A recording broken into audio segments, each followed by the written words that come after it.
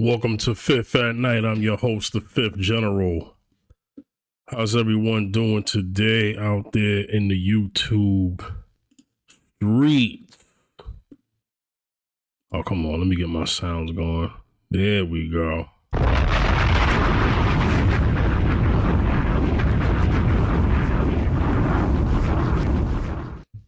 All right.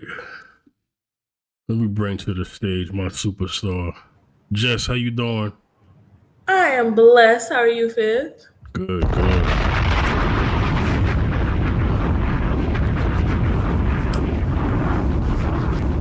I don't know where everyone's at. I think it's just gonna be a mano a mano. Maybe. KJ should be here any moment because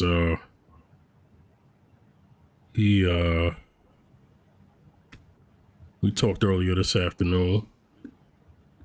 I don't know where Zach. I'm always on time for you.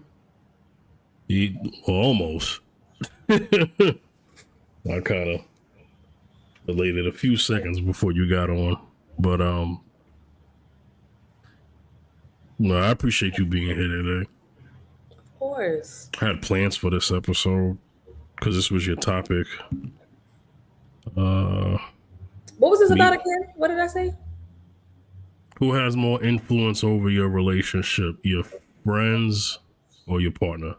No, I meant like, is there a particular conversation that we had that influenced this prompt? Yeah, you wanted a part two of the conversation of the TikTok topic that I had that you had missed 2 Thursdays ago. Or 3 Thursdays ago, actually.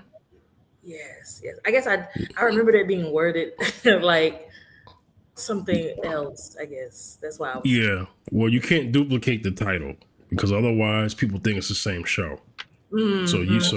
So you have to word it in a way that it's more of a continuation of the same title. That TikTok title was should married couples take advice from single friends? Oh, yeah. Yeah, that was the original TikTok topic. Yeah. Okay, got it. I love how you just switched it up a little bit, flipped it and reversed it. Let Missy Elliott. Oh, no, that's right, Fizz. KJ, what up, brother? You put me on as soon as I was big back. That's crazy. Y'all. What did you eat last time? What did you eat last time? Yeah, but I didn't join while I was eating. That just looked terrible. Oh well. Mint chewed. Oh man, I wanted Beyonce to be here so bad because the clip that KJ wanted me to react to, Beyonce would have got a kick out of it. So wait, which clip was it? Remember, you was like, yo, since the topic is, because I told you what the topic was, right? And then you was like, yo, can you click something from last episode? Oh yeah, I got it ready. Okay, all right. Jess, I hope you know that I'm on your tail. I'm on your tail, Jess. Today? Yes. More than usual? That's crazy. You on my tail so much you inside of it at this point. That's crazy. I beg your pardon. That's what I should really play. I beg your pardon. Wow. KJ, I do want to say, I hope it's not disrespectful for me to say this. Have you like gotten into your fitness and everything? You just look like Buffer, and I didn't want to be rude by saying that. So it's a mixture of a few things. I do hit the gym about 4 days out of the week, but I try to keep my weight relatively high because last time I was in the hospital, which was like way back in high school, was when I lost probably like 60 to 80 pounds in like the span of 2 weeks. Oh, because of a IBS issue.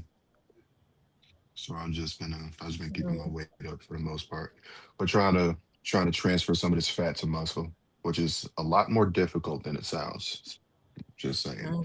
But yeah. Well, you look good. I just want to tell you that. Thank you, ma'am. I appreciate it. And you always coming on looking beautiful as always. So appreciate that. I'll be trying. Thank you. Mhm. Not with this new growth happening, but avoid that. Don't look at it. It happens. Buttermilk biscuits. All right, Fifth. All right, Fifth. Get out your head. Civil compliments. Civil compliments. Can we see No, the clip?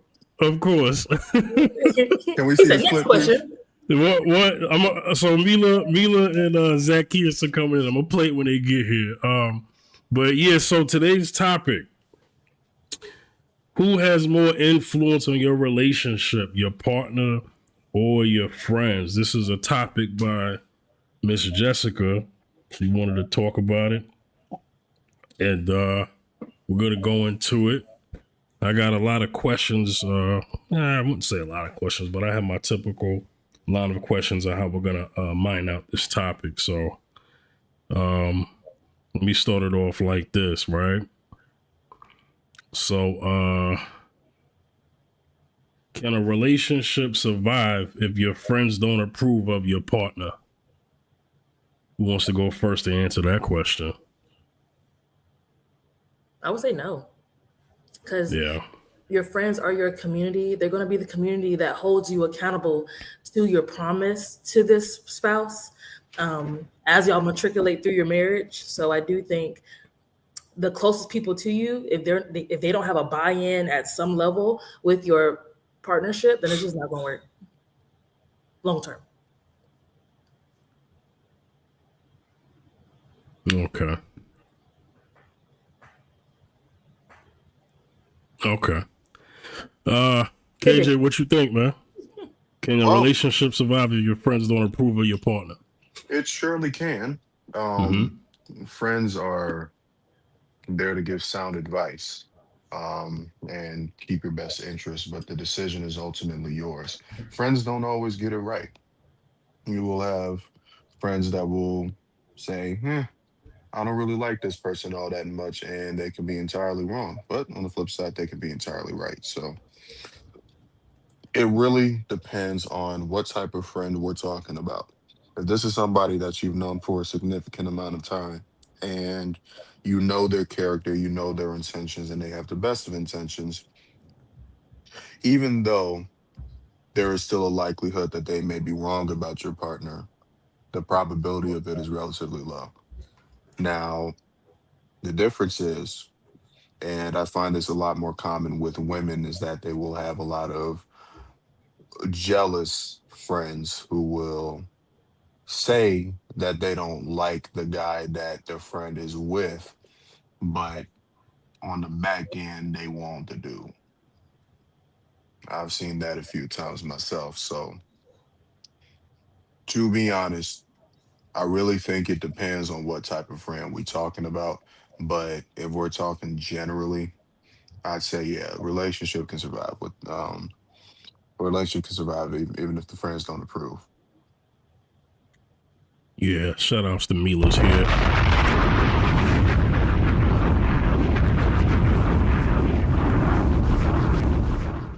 Mila, unmute. Let me see if your audio's good. Can you hear me? Yep. All right. There we go. I asked everyone a question pertaining to the topic. Mm-hmm. And the first question is, can a relationship survive if your friends don't approve of your partner? What do you think? 100%. Because at the end of the day, y'all not the ones that have to sleep with them. I do. You can't dictate nobody else's relationship.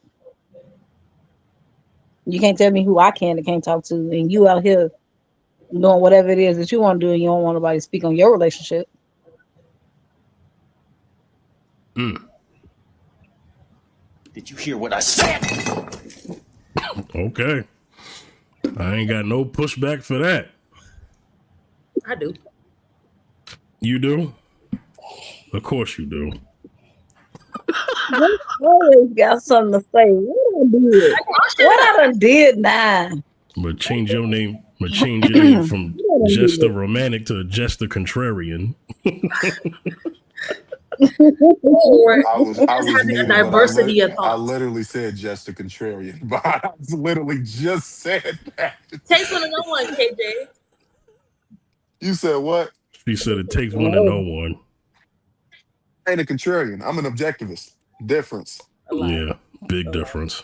Who's Go. objective? Okay, but yeah, Go. what Yeah, go ahead, Jess. what is it What's your that you're retort? Because I do feel like Mila and KJ had kind of like similar points about like you're not dating your friend; it's a separate relationship. I am just of the belief that nothing happens in a vacuum. Nobody is truly independent.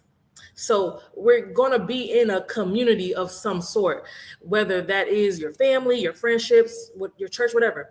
And so if you're going to isolate yourself from your intimate community just to maintain this relationship, then you're not going to have people there to help you with the children. You're not going to have people there if somebody gets sick and you need some money. I do think those all work in tandem.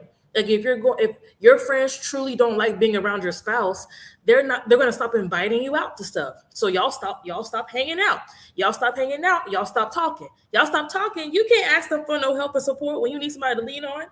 You got to lean on your spouse because you identified and rallied around your person versus your friends who were trying to act in your best interest. And example that's gonna seem extreme, but please just walk with me, is like the DV example.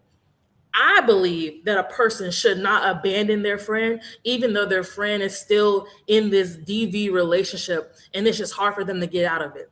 However, we know a lot of people get tired of trying to come in and save their friend from their bad decisions, and then they start to pull away.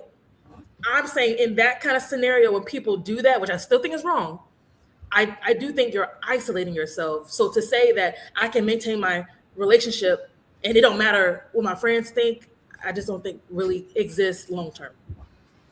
Okay. Never mind. Go ahead, Phil. Go ahead, respond. I'll get to Zach Keys in a second. Go ahead.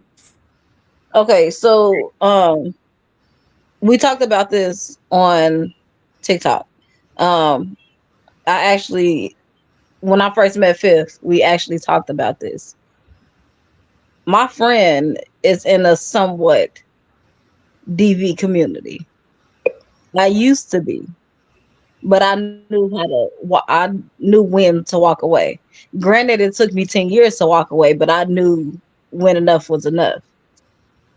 I don't care if me or my best friend stop talking today because she still want to be with the same person she in that situation with. If she called me and say, "Friend, I need somewhere to stay," or I'm short $30, I'm gonna do it because that's my friend. Just because you're talking to someone that I don't like does not mean that I'm not gonna help you.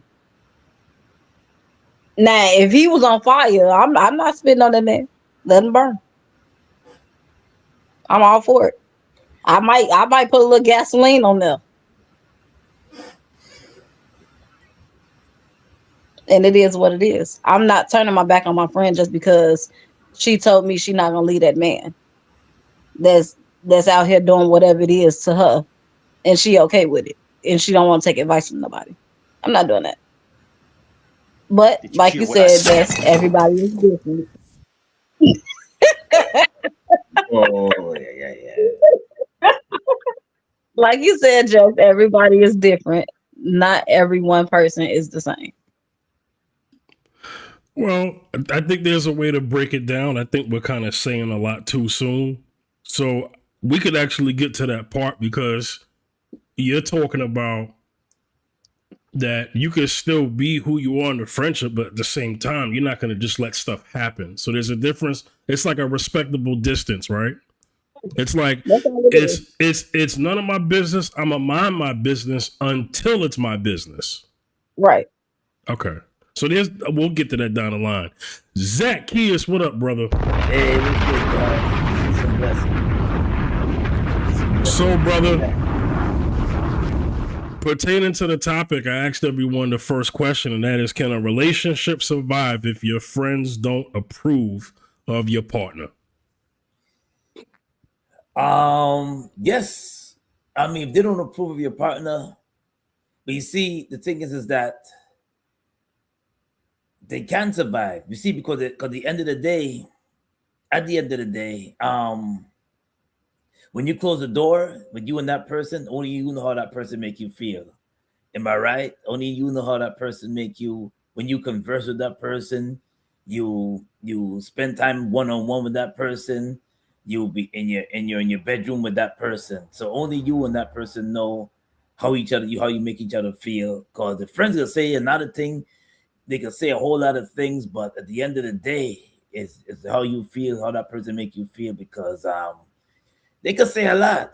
They can say a lot, but that if you allow them, because some people do keep their relationship private, they don't let their friends know everything was going on in their relationship, and that's a recipe for disaster when you do that.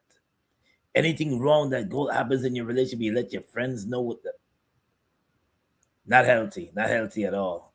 But so if you do allow them to come into your relationship, it's eventually not gonna last long because the friends have their own personal opinion, especially if they don't like that person for some weird apparent reason, or maybe or sometimes friends can see things that you can't see. Sometimes friends can see things that you can't see, and also go for your parents too. They can see things you can't see, and maybe that person is not just eventually you'll see who they are, because eventually whatever's in the dark must come to light. Eventually you see who they are, but but if it's a healthy relationship, and so it also goes by the spirit. It's a healthy relationship, and people that can feed off of the spirit can be like, well, yeah, see, he's a stand-up kind of guy, or he's a stand-up kind of woman, and they won't have nothing to say about it. But if they see certain things, and especially if they're it depends on what type of friends you have, because some people have spiritual friends, some people have friends that are like walking with God, right? And certain things that they see, certain things that, and just sometimes they give you warning signals. Sometimes they see red flags and you don't see them because you're so much in love or you're so much into that person. But so I would say to make my landing opinion on that, I think I would say I would go half and half on that. Yes, they can, and no, they can. Yeah, I would go half and half on that one. Yeah. So I got another question. So the next one to follow up with that is Yeah. how much weight should someone's friends' opinions carry when choosing a partner? You are a person that have a mind of your own, right? And your friends cannot choose who you want to be with. They can't. They can give you their opinion, but they can't choose who you want to be with, because and I'm gonna reiterate what I said. At the end of the day, when you are alone one on one with that person, only you and that person know how you make each other feel, and how you converse with each other, how you enjoy each other's company, how you make each other laugh, how you make each other you're more than lovers, you're friends, you just love that person's company. And if you in that category, ain't nothing nobody can tell you to change, to say, oh well, their opinions, because at the end of the day, you're your own person and you have to make your own choice. You have to make your own choice, because your friends can sabotage your relationship if you're not careful. You can say certain things and look at certain things differently. Then you see that, and you see different things differently. So you have your own opinion. You just have to stand on your own 2 feet and make your own opinion with that. Remember, we all have choices to make, So yeah, I'm right there. All right, who wants to go next? How much weight should someone's friends how much weight should someone's friends' opinions carry when choosing a partner? Take your time, Pastor. Take your time. Take your time, sis. Take your time, man.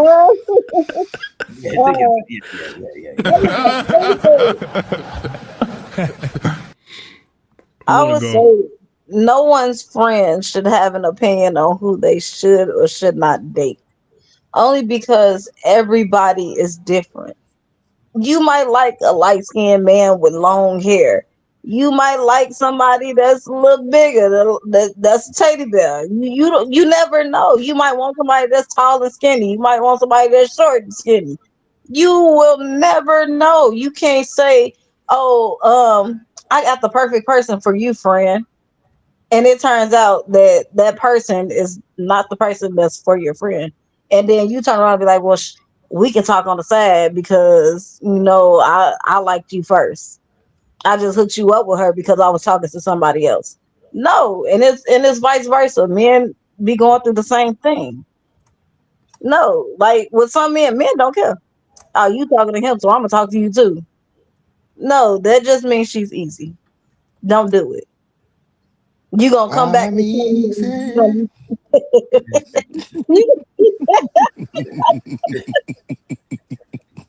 sharing each other is not a good thing, especially when y'all swapping souls the way y'all be swapping them.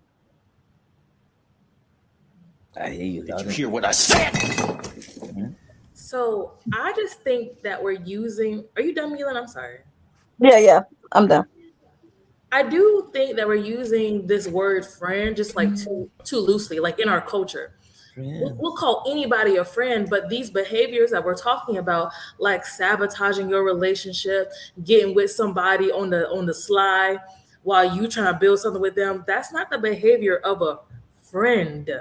So I do feel like when we try to put that into the conversation, we're not talking about a friend. We're talking about frenemies. We're talking about a wolf in sheep clothing. We're talking about a master manipulator. That's what we're talking about. But when we say your friend, you're a person who's in your immediate intimate circle, they're not going to sabotage your relationship. And also, I think part of the problem is why people make bad choices in who to partner up with is because they don't have a community helping them vet this person. They're always going off of the feeling. Oh, I feel good when I'm with them. Oh, they make me laugh. Or I remember this one time they did something for me 5 years ago, and I'm just holding on to that one good memory, even though in the present, they are a menace to your life. They are putting you in danger in many different ways. And your friend can see that because your friend is not living in this emotional place. But how many times have we heard that emotions are not facts? Emotions are just indicators, right? That tell you to investigate something, but they're not the fact. So if you're only going off of, well, I feel good, so this must mean it is good, your friend should be the logical part of your brain telling you, hey, I don't see what you're seeing inside of your emotion. And I do think we should put at least 50% of weight in our community. That's friends, that's your pastor, your mom, your dad, your uncle, whatever. To give us sound advice, to meet this person, to talk with them one-on-one. They should be able to have a relationship outside of you if they're really important to your life. And then 50% of the other things should be, you're funny, 50% of the other things should be your personal walk with God and what you individually think about them. And here comes Master Contrarian, this I do. But Jess, the question is more so about. Oh, can you hear me? Yeah. No, Zacchaeus is on mute. He said something. Oh, Zacchaeus, what did you say? I was just repeat what KG said. Stay out of my damn relationship. That's right. Oh yeah.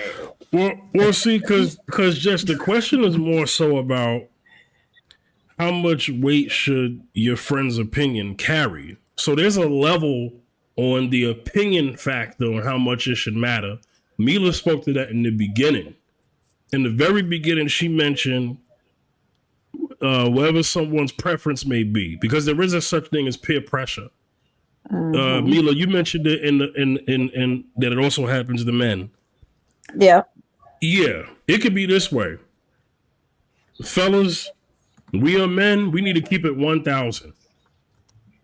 You see your homie with a girlfriend, with a girl he interested in, and in your opinion, you think she's ugly, you ain't gonna say nothing?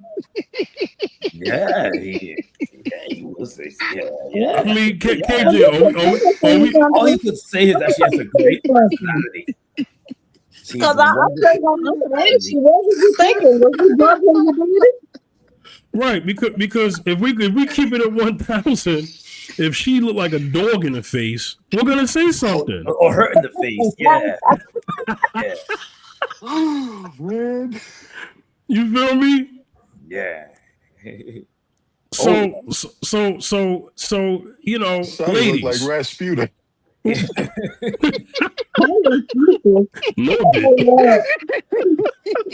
I have never seen AJ laugh like that. Oh my gosh.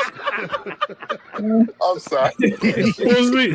I'm sorry. That was out of order. My bad. We'll see. Peep game, right? Mhm. Because ladies, let's just keep it real. We're talking about a friend's opinion, right? Girl, what he do for a living? He work for McDonald's. Jess, you ain't gonna say nothing? Ain't knocking no man that work at McDonald's because McDonald's employees make money. Look, I hear you. But then the next friend said, "Ooh, girl, every time I see him, he smell like French fries." You do. You probably do. And I smell like Popeye's chicken for 2 years. And do you hear me? Listen, I was from a part-time person to a full-time shift manager. 10 years. All Make right. Come home every day smell like chicken. Wow. Well, let me play this because that's appropriate. Buttermilk biscuits. Well, because But if the because friend isn't telling the other friend anything that they don't know, I don't think there's anything the first friend. no. What it is that they look good to them. Like you can say, man, she ugly, and then he'd be like, man, she look good to me. But what I'm saying is, that peer pressure could get in between a man or a woman's choosings, because that opinion is going off of their looks, what they do for a living, and if it's unreasonable, that can carry some weight in whether they choose a partner. If we're being honest. So again, I disagree with that slightly, because the friend who's coming to the friend and saying, "Oh, he ugly. Oh, he work at McDonald's," you're not telling the first friend what they don't already know.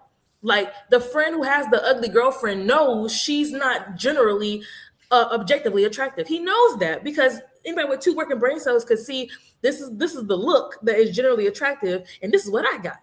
He would be able to know that. So you coming in as a friend and trying to tell him something that's clear, I think only has manipulative and bad juju on it. It only has a bad intent to it. I'm saying, if you're a friend with a person who is super superficial and you friends with them, you're probably superficial too. So the ugliness that y'all would click on would obviously be a shared point of view. Basically, what I'm saying. I don't think that a person would have a friend who thinks so much differently than them in the world and would be long-term friends with them, or would be coming to them and say, "Hey, here's my partner, give me your advice." I just don't think that's the dynamic you would have with somebody who you actually align with in your worldviews. KJ, Yes, sir. I need your opinion, brother. Why you say it like that, Fifth? You tired already? He knows why. He knows why. Okay. So first of all, there is no such thing as objective beauty. I know that people try to objectify it in a way, and the best that you're gonna have is majority rules when looking at that. So you know the saying that that one man's trash is another man's treasure. Apply that same logic when it comes to finding a girl. She might not be conventionally attractive, or attractive according to the mass perception, but that's who he selects, and there's something about her that attracts him to her in the first place. Now we're talking in the level of friends, right? Like, girl, you could have picked better than that. You like, I won't Mm-hmm. lie. I won't lie. I've had those moments myself where Mm-hmm. I've Yep. been like, come on now, dog. Yeah. Like, ain't no way. Ain't no way. But at the same time, I have to stop myself and be like, you know what? I'm not the one dating her. He is. Yep. So it's clearly something about her that he likes that I can't see. and that's for him. And I'm back him any type of way.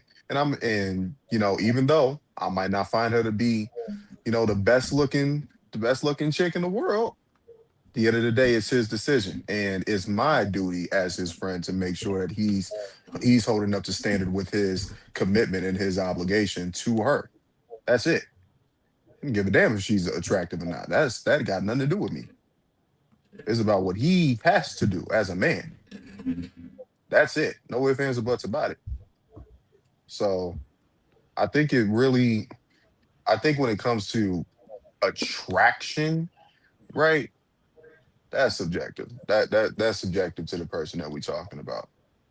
I know for me, my taste in women, it's pretty spot on. It's pretty spot on. But who's keeping count?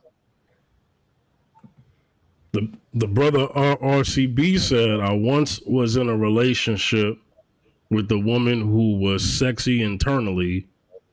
The very few friends who met her confirmed this by what they didn't say. I think that's Ray, by the way.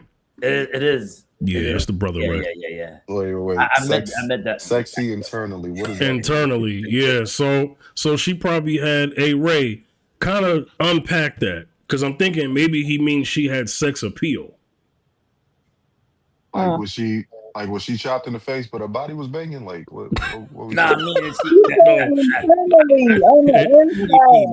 I that? mean, He means on the inside. So let me say this, right, KJ? There are women who are beautiful but have no sex appeal. yes. And inside they're beautiful, but when it comes to looking at them, they're not really that sexy. understand They're it not now. sexy. They're not. You know Yeah. that reminds me of I Phil? understand it The now. Shallow Hal, the movie. Say it again. The Shallow Hal movie. Yep. That's what that reminds me of. His comment. I've never seen. I only see the beauty on the inside. I don't see it on the outside. Hey, you know what was kind of messed up about that movie? It had nothing to do with her face being not cute. She was just a big girl. Yeah. Like Shallow Hal was all about the woman's size. So what it was in the movie, didn't somebody put like magic on him? Yeah, they So put that a he could spell not be. on him. Yeah, they put a spell on him so he would only see a woman's inner beauty. So Yeah. he saw a slimmer woman, I guess what he would normally be attracted to, Uh-huh. but everybody else saw her and was like, yo, Yeah, this they saw the natural her. He saw what was on the inside, and they seen everything that was on the they, outside. right, she was 600-pound life. Wow. Yeah. Wow. Yeah. In the movie, she broke a steel chair. Yep, she broke. Also, when they was in the raft boat, remember the boat was tilted up like this? Oh, Yeah, wow. waving through the Oh, air nah. with the wings. Oh man. That just reminded me of that movie Monster House. You remember the old man when he got his found his wife from the circus, and she was about big as I don't know what. Yeah. Man, he had Well, the look at this. Yes, it's okay. It's okay, Jess. yeah, that's crazy. Let's keep it real, right? Now, Zacchaeus, right?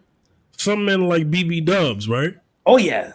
So the friend circle may not be into BB Dubs, right? Can't just raise his hand fancy. Right. Let me go ahead and play my music for the BB Buttermilk Dubs. biscuits. Most dudes can't. I can. Sure, well, I'm gonna play Like, I'm something else. leaving Here here we with go. something.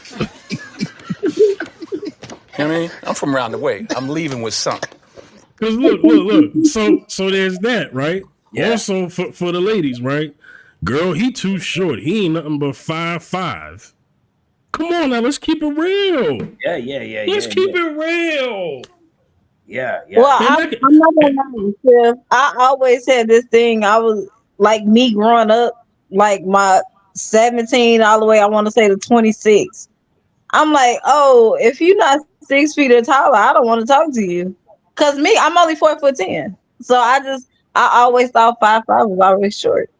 But then as I got older and realized everybody is not 6 feet tall. The next person I might be attracted to might be only 4'7". You never know. You being 4'10". Wait, is Most- she actually? Yeah, she's Oh Yeah, she legit 4'10".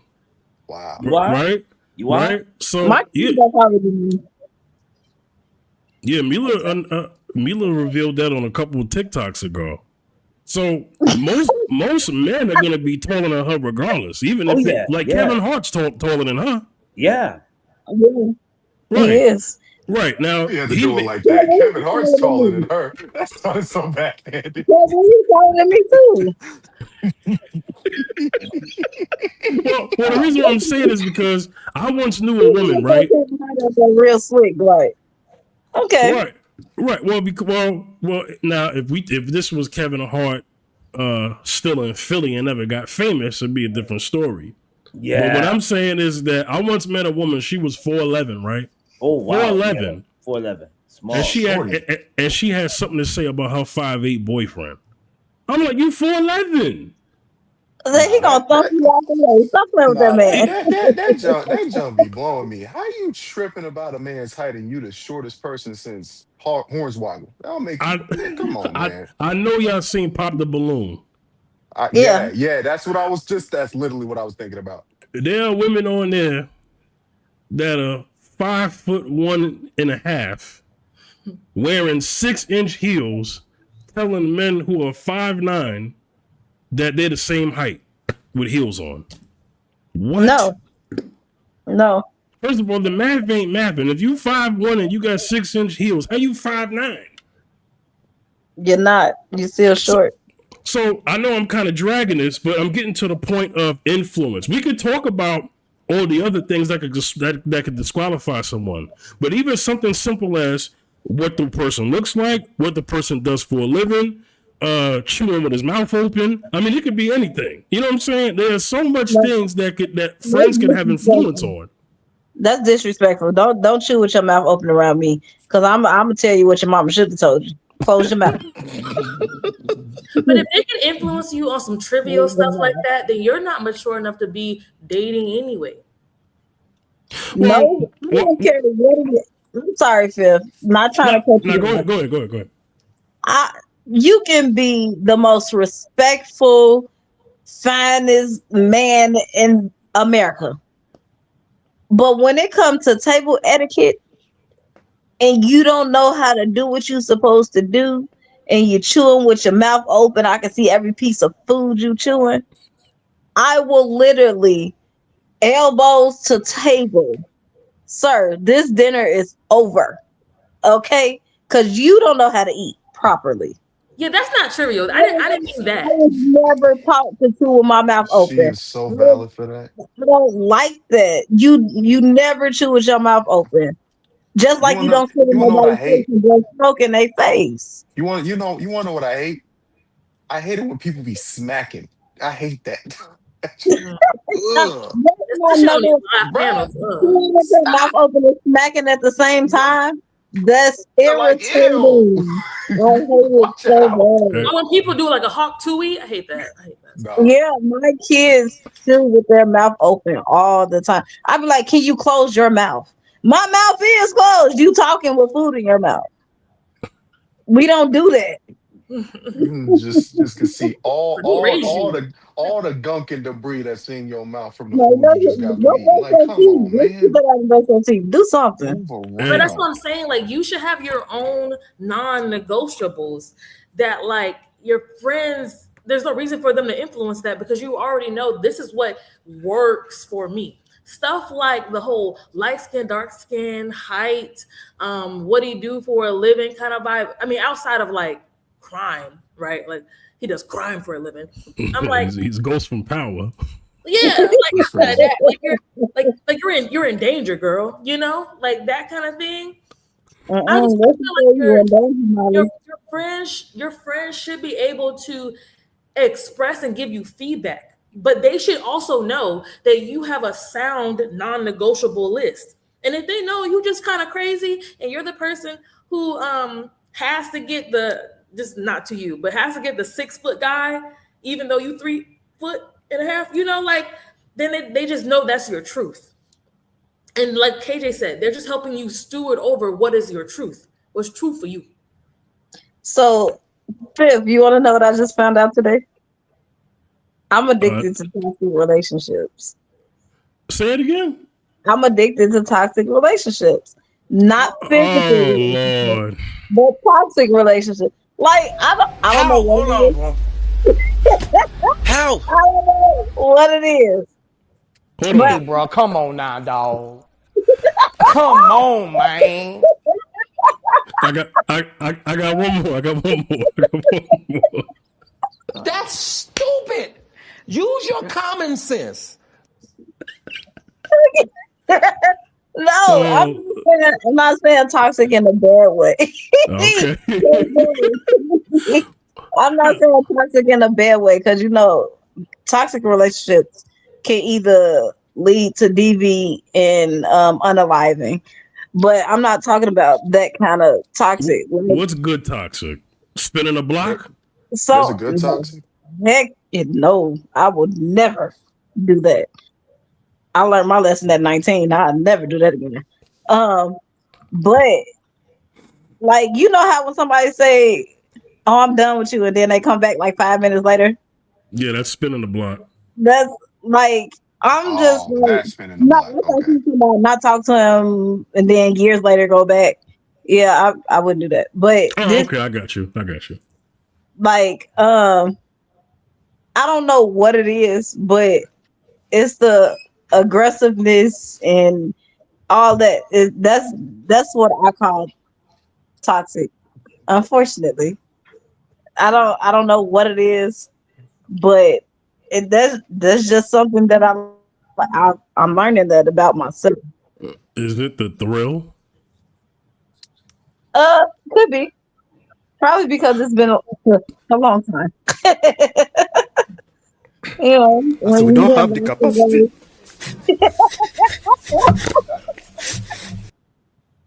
when you've been locked away for a certain amount of time, and then you just be like, well, outside of this, go find something else to do. Because I nine said, times we out of don't have the ten, capacity. I'm either working or I'm in school, so I don't be having, my outside life kind of sucks right now. So I'm starting to learn that if I'm not with someone, then it's the back and forth. I ain't gonna touch that one. Jess, you got something to say? Think another woman should talk to another woman on this one. No, but No? I have Fifth. brothers. Don't I don't don't value forget I about the clip. value your opinion. I got the clip. That's why I'm saying it. Yeah. All right, let me go ahead and play this. I was waiting for Zach Hughes to come up, but I'm gonna play this. Last week we had a conversation that veered off into something, right? Which happens sometimes. It kind of veered off into something. And then so I said, let's save that for next week. Let's save it. You know how I am, Jess. You know what I mean? You gotta save the good stuff, Let me go ahead and play it for y'all. He must not have providing enough money. He must have been cheap. Like these are things that, like, if a woman, like for instance, right, if your wife got to go to another man for money, then the man will get blamed for it. You ever hear that, KJ? Mm-hmm. Yeah, beyond it, exactly. I've heard of that before. I've You heard said Jess, I've got have you heard heard to. that? worse. You said What'd I've you got. heard say? worse than that. Say again, Jess. You said got to. I said if a woman, well, I mean, if she just goes to, right, if a woman goes to another man and asks him for money, and she's married, they're gonna look at the husband and say, "Why your wife going? I What's would going too. on?" I would too. You would ask the man or ask the woman, I would ask him, what's going on? but who you holding accountable in that situation? I wouldn't say she automatically did anything wrong by asking another man for money. I would need a lot more context, To me, I would go to the man to ask, what's up with y'all's marriage? What's up with y'all's situation? Yeah, I think I just asked her a lot more questions. I just have a lot more questions, really.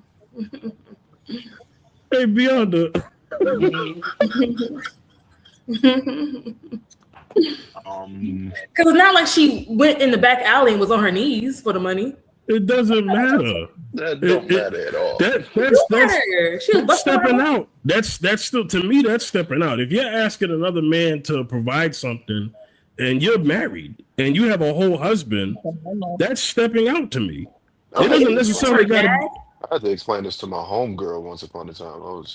She was asking me for she was asking me to help her, and I tell her I'll ask her every time. I was like, "You ask your dude," and she said, "He actually told me to ask you," but we're not gonna get into all that. So Dude was a bum. Dude was a bum. But the point is, she asked me later. It was like, why do you always ask me if I ask my boyfriend if you could loan me something? And I said, because it's disrespectful to him for you to be asking another man to provide something to you, and he's supposed to be the one doing it. And I had to explain in depth, and like, he is the one that's responsible for you. There you have it. I feel some type of way. That ties in. Yeah, it ties into the influence thing, because why best friend, it is what it is, whatever, right? I would think that my wife, my girlfriend, would find it inappropriate if I was asking her for money. Asking your girlfriend for money?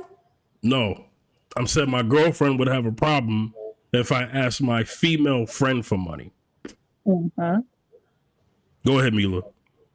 I agree, because I would have a problem with it. Why you couldn't come talk to me about whatever the situation is? Granted, you might not have nothing in your account, or you might not have nothing in my account, but it's always a rainy day fund somewhere. But if that rainy day fund has been used, it's not up to me to go ask another man if he can loan me some money. I've if it's not my dad or my brother or my uncle that I'm asking for this said money, I would never go outside my marriage and ask another man for money, because you don't know what that man wants you to do on the back end, whether that's your friend or not. It could be 5 years from now. Remember that time I loaned you $700 because you was down bad? Yeah, what you gonna do in return for it? I don't want the money back though. What about just boyfriend That's girlfriend? Huh? What about just boyfriend girlfriend? You don't go outside your relationship to ask another man or woman for money. At If all. you need something, if you or your significant other needs something from a man, you send that man to ask that man. But a man won't ask another man because he feel like he should be able to do it on his own. So that's the real problem then. The man who's upset that the girl went to ask another man is because of ego. Because he would never do it. He would never take the 3 steps to go and ask another man. That ain't true. I mean, that's not true. All men are not like that. Mila just said it's rare that a man wants to see. That's your translation of it. You saying it's because of ego. It is rare that a man will ask another man for help. Ain't no grown man will ask another grown man for help unless it's a dire need for it. And all I'm saying is, if that is the boyfriend's reason, right? He would never go and ask his friend for money because he doesn't want to seem like he don't have it together. That's ego based. That's like me. I know Fifth and KJ got a significant other, and I got a significant other, but I'm on, TikTok or what have you, saying, hey, we low on this right now. Can I borrow so and so? Well, damn, where your man at? He ain't got what you need. Do he know you asking us for this? No, he don't know. Well, I can't give it to you unless he know. Right. And then KJ brought up Go ahead. I just remember, KJ, you brought up that your friend did ask her man. You said the friend said that her man told her to ask you. So yeah. I think that's a completely different situation than what Fifth posed, was that she was kind of going behind her man's back to ask another man for money. No, that's not. It wasn't based on my anecdote. It was just based on the general situation of what I was talking about. Because remember, she asked me why did I always ask her if she asked her man first, and I told her why. My explanation was because it's generally disrespectful to the man for you to be asking another man to provide for you. That's that's a boundary that most men, especially most American men, would not want to be crossed. What is it about? What is it about this particular person to where you feel more comfortable asking him to provide for you outside of the person that you lay with every day? That's the type of questions you need to ask yourself, right? Like, I don't know what to necessarily equivocate it to, but it's definitely a disrespect thing. And it's not like it's on purpose most of the time, but a lot of the times for a man it could be seen that way. I wouldn't necessarily say that it's always ego driven. A lot of the times it's just, yo, like this is my shotty. Like, you don't get to just be telling you don't get to just be giving my shotty everything that she asks for, because there might be a reason why I might not be able to give it to her. Right? Mhm. It may be something way more in depth than just I can't afford to give it to her right now. It's way more nuanced than just he's a bum and he doesn't have the money. It could be just that, yo, you don't need this right now. So why are you going outside of the dynamic and disrespecting me by getting it elsewhere? Doing the childish thing of, oh, mom told me no, but I'm gonna ask dad, and dad's gonna tell me yes, or vice versa. Like that's silly.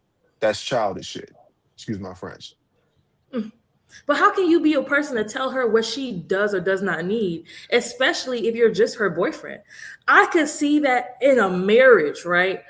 That like y'all are pooling your finances together, y'all share a home.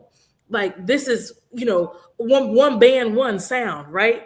And she's going behind your back to go and ask somebody else for something that y'all talked about as a couple.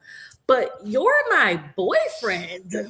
What are Okay, you telling? so What watch are you this. telling So me watch I this. don't need? And Hold on, Kendall, before you go that. and then to me, the time invested in that relationship is very important, because if we just started dating and it's been a month, I don't think it's appropriate for you to ask your boyfriend for money. That's your boyfriend. Go ask your dad, go ask your father, go ask your best friend who you've known longer, but it's been a month. Why are you asking almost a stranger for cash? Like the same way that I would think it'd be weird for a boyfriend to be paying for a girlfriend's hair and nails. That's not your wife. She's not entitled to your money. So to me, it's the reverse. Why would she then be entitled to ask you for stuff in a boyfriend girlfriend dynamic? Because y'all are not married. You're talking about a Jeff, relationship that just you're talking about a relationship that just started. I'm talking about exclusive relationships that have lasted at Yeah, least at that's the minimum definitely a 2 years. people. And this is all and Yeah. this is also something that you have to take into consideration. The vast majority of people aren't married. The vast majority of people are in what is it, exclusive relationships with one another, right? And they treat it like a said marriage. Even still, those boundaries are still there, whether they have the ring on their finger or not.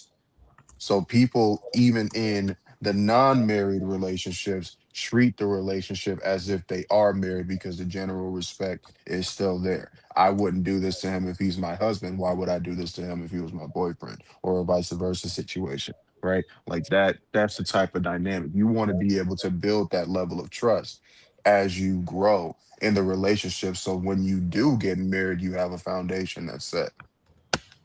That's how a lot of right? people generally tend to operate.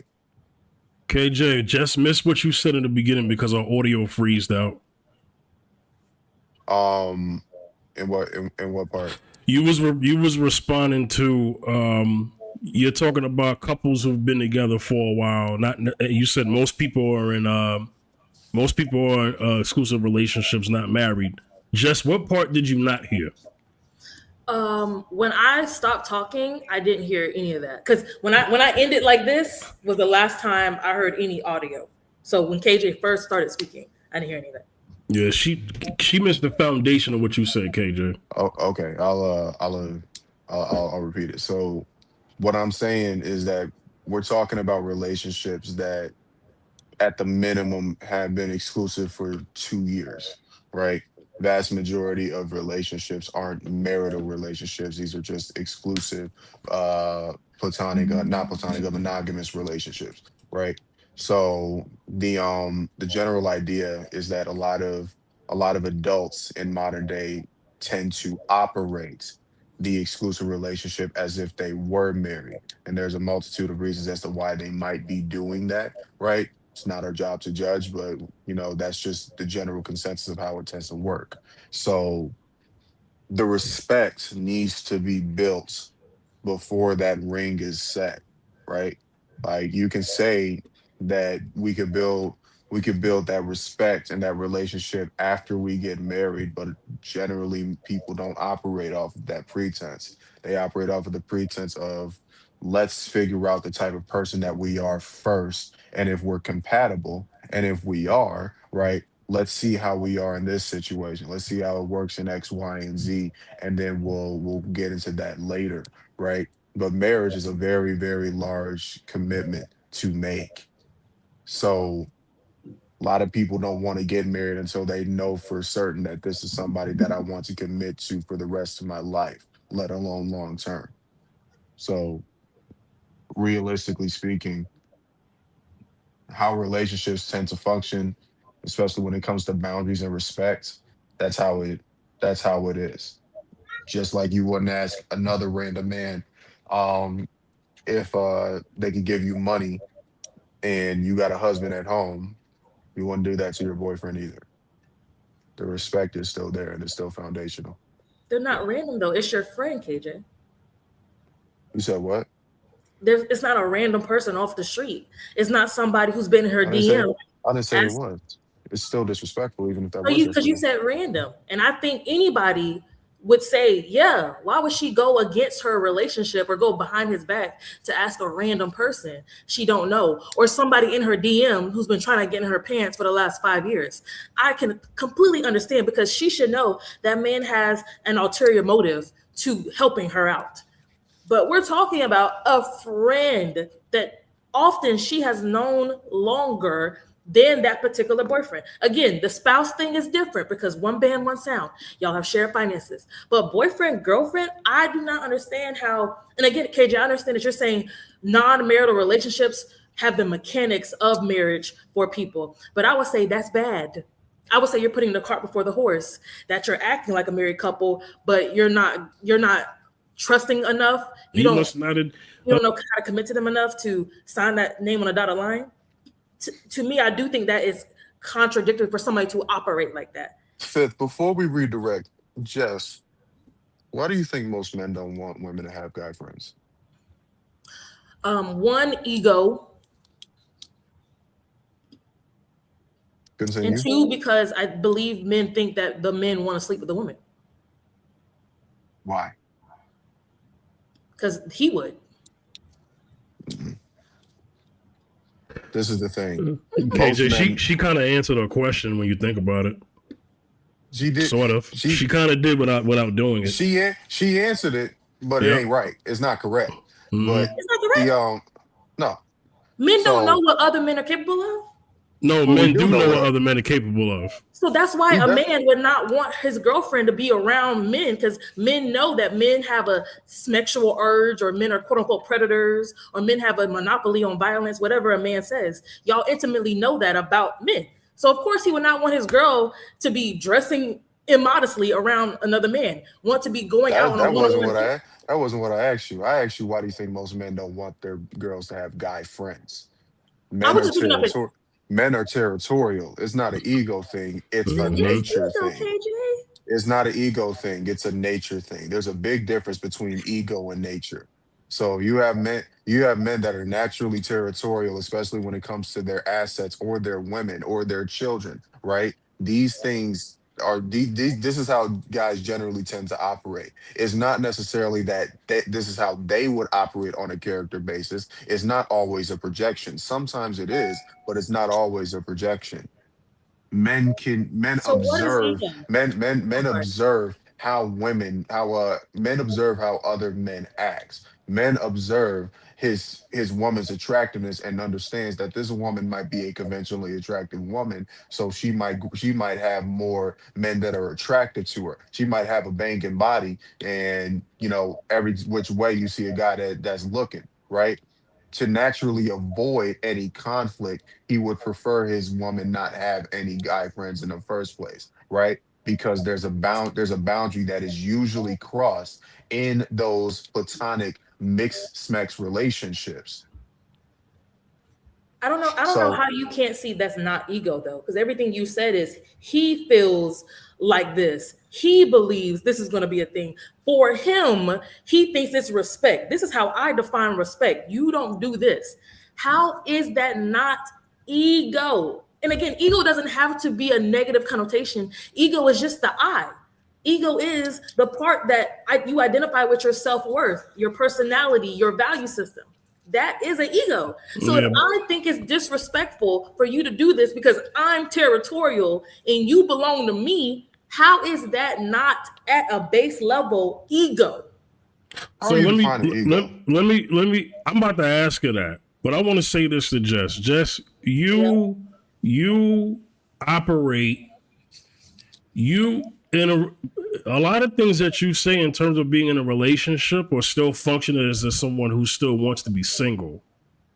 Because a woman who gets in a relationship who understands this, or what me and KJ are talking about, she may not necessarily have to be told to kind of cool it down with guy friends and certain things that are appropriate and inappropriate and boundaries. Mind you, I could care less if my girl has guy friends. I just understand why most men don't want their girl to have guy friends. It's understandable. But it's ego based, right? I don't know. No, Because just because you keep saying it's ego based doesn't make it necessarily true. But what I'm saying, let me do this real quick. Let me play the clip for Zacchaeus because he didn't see this, and he wasn't even on the show last week in time when this happened because he came on later. Let me play this for you because I was waiting for you to see this. All right, let me go ahead and play it. He must not have providing enough money. He must have been cheap. Like these are things that, like, if a woman, like for instance, right, if your wife got to go to another man for money, then the man will get blamed for it. You ever hear that, KJ? Mm-hmm. Yeah, beyond it, exactly. I've heard that before. I've heard, Jess, Have you heard that? worse. You said What'd you I've say? heard got, worse than that. Say it again, Jess. you said got to. I said if a woman, well, I mean, if she just goes to, right, it if a woman goes to another man and asks him for money, and she's married, they're gonna look at the husband and say, "Why your wife going? I What's would going too. on?" I would too. You would ask the man or ask the woman. I would ask him, what's going on? But who you holding accountable in that situation? I wouldn't say she automatically did anything wrong by asking another man for money. I would need a lot more context, you know. To me, I would go to the man to ask, what's up with y'all's marriage? What's up with y'all's situation? Yeah, I think I just asked a lot more questions. I just have a lot more questions, really. Hey, beyond the Because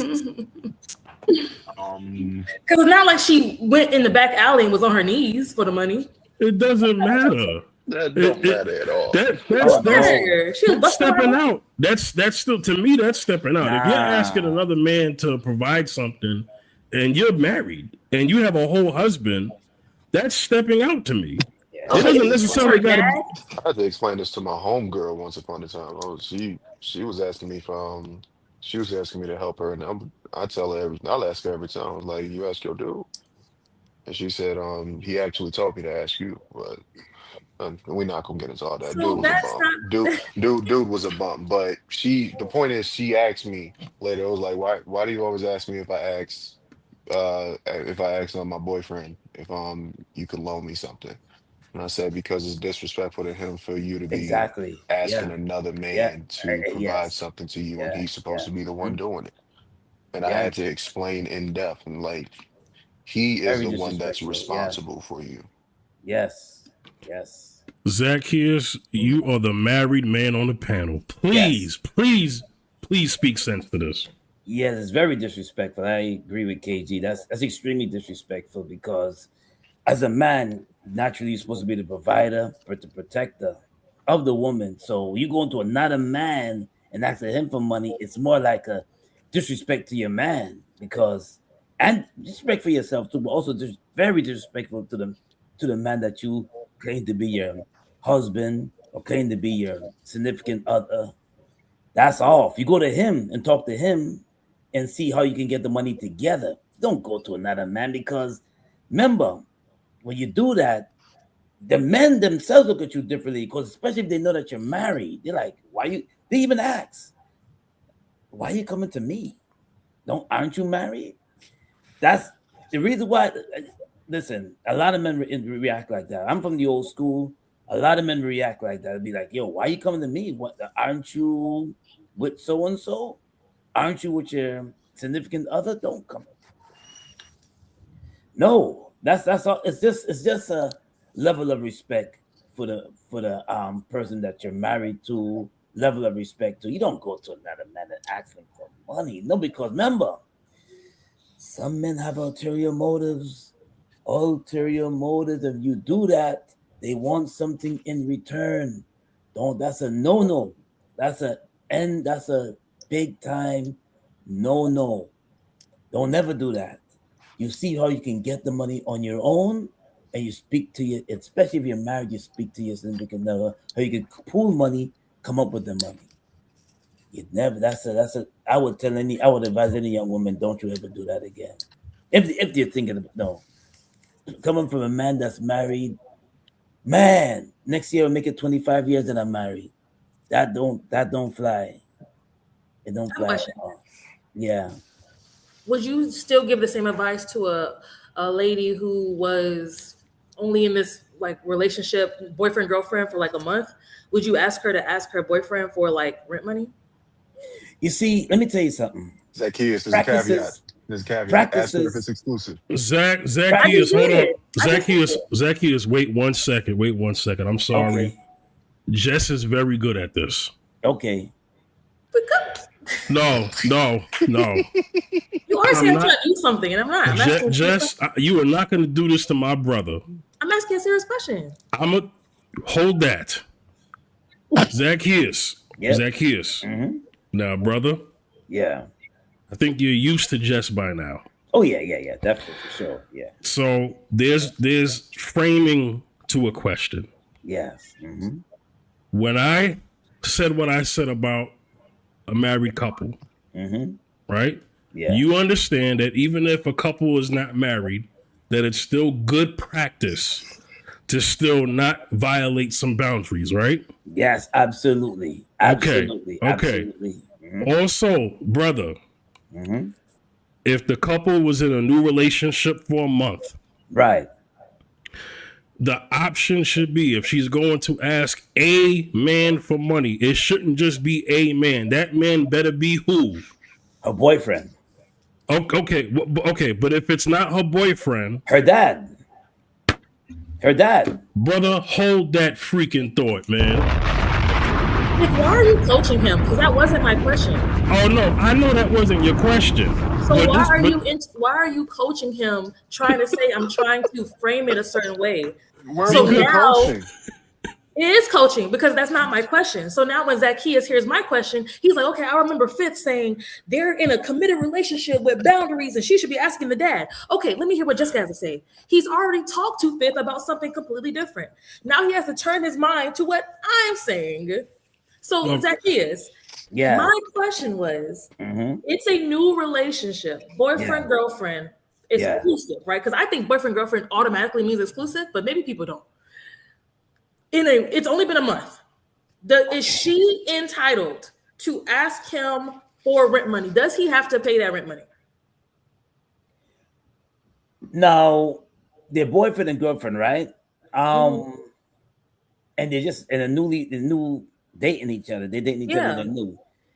I mean, they can discuss it because it's good. Let me tell you something. What makes a healthy relationship? Communication, right? Even if even if you're dating for a month, it's good to adopt the back, because you see, when you it's good to discuss things. It's good to talk to. Yes, he can either say no because you don't have the money, you don't have the funds, and some men possibly have the funds to help pay the rent. They don't know the financial status of the situation, but it's good to communication is key. Is that healthy though, Zacchaeus? That she Yeah. in a month in is asking, "Can you cover this for me? Can you pay for this thing for me?" That's what I'm. Is she entitled to get that money just because they're in a relationship? Not entitled to it, but she can ask. Nothing wrong with asking. Because I think there's something wrong with her asking. Asking him for the money, the boyfriend for the money. Yeah. Yeah, I think it's only been a month for her to be like, "Oh, let me go to my boyfriend before I go to anybody else about rent." He don't live there.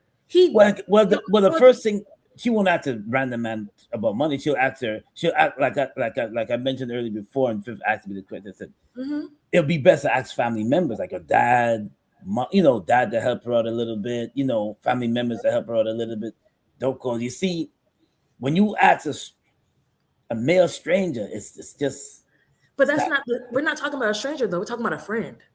Because the conversation that KJ brought up was a male friend. That's kind of like, she's known this friend for 10 years. She's been in a 1 month relationship.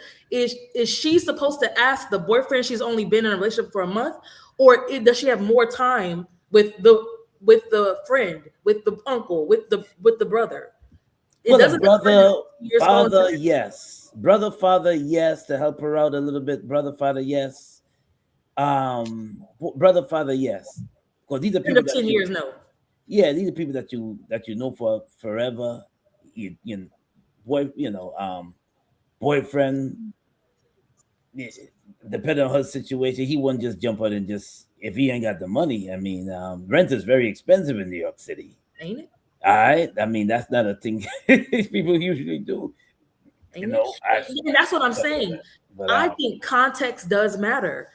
We keep saying random man, and I agree. She should not be going to a random man for money and not her boyfriend. She should not be DMing the guy who's been trying to get in her pants for the last 5 years and she friends on him for money. That's very different than a friend that who just happens to be of the opposite gender.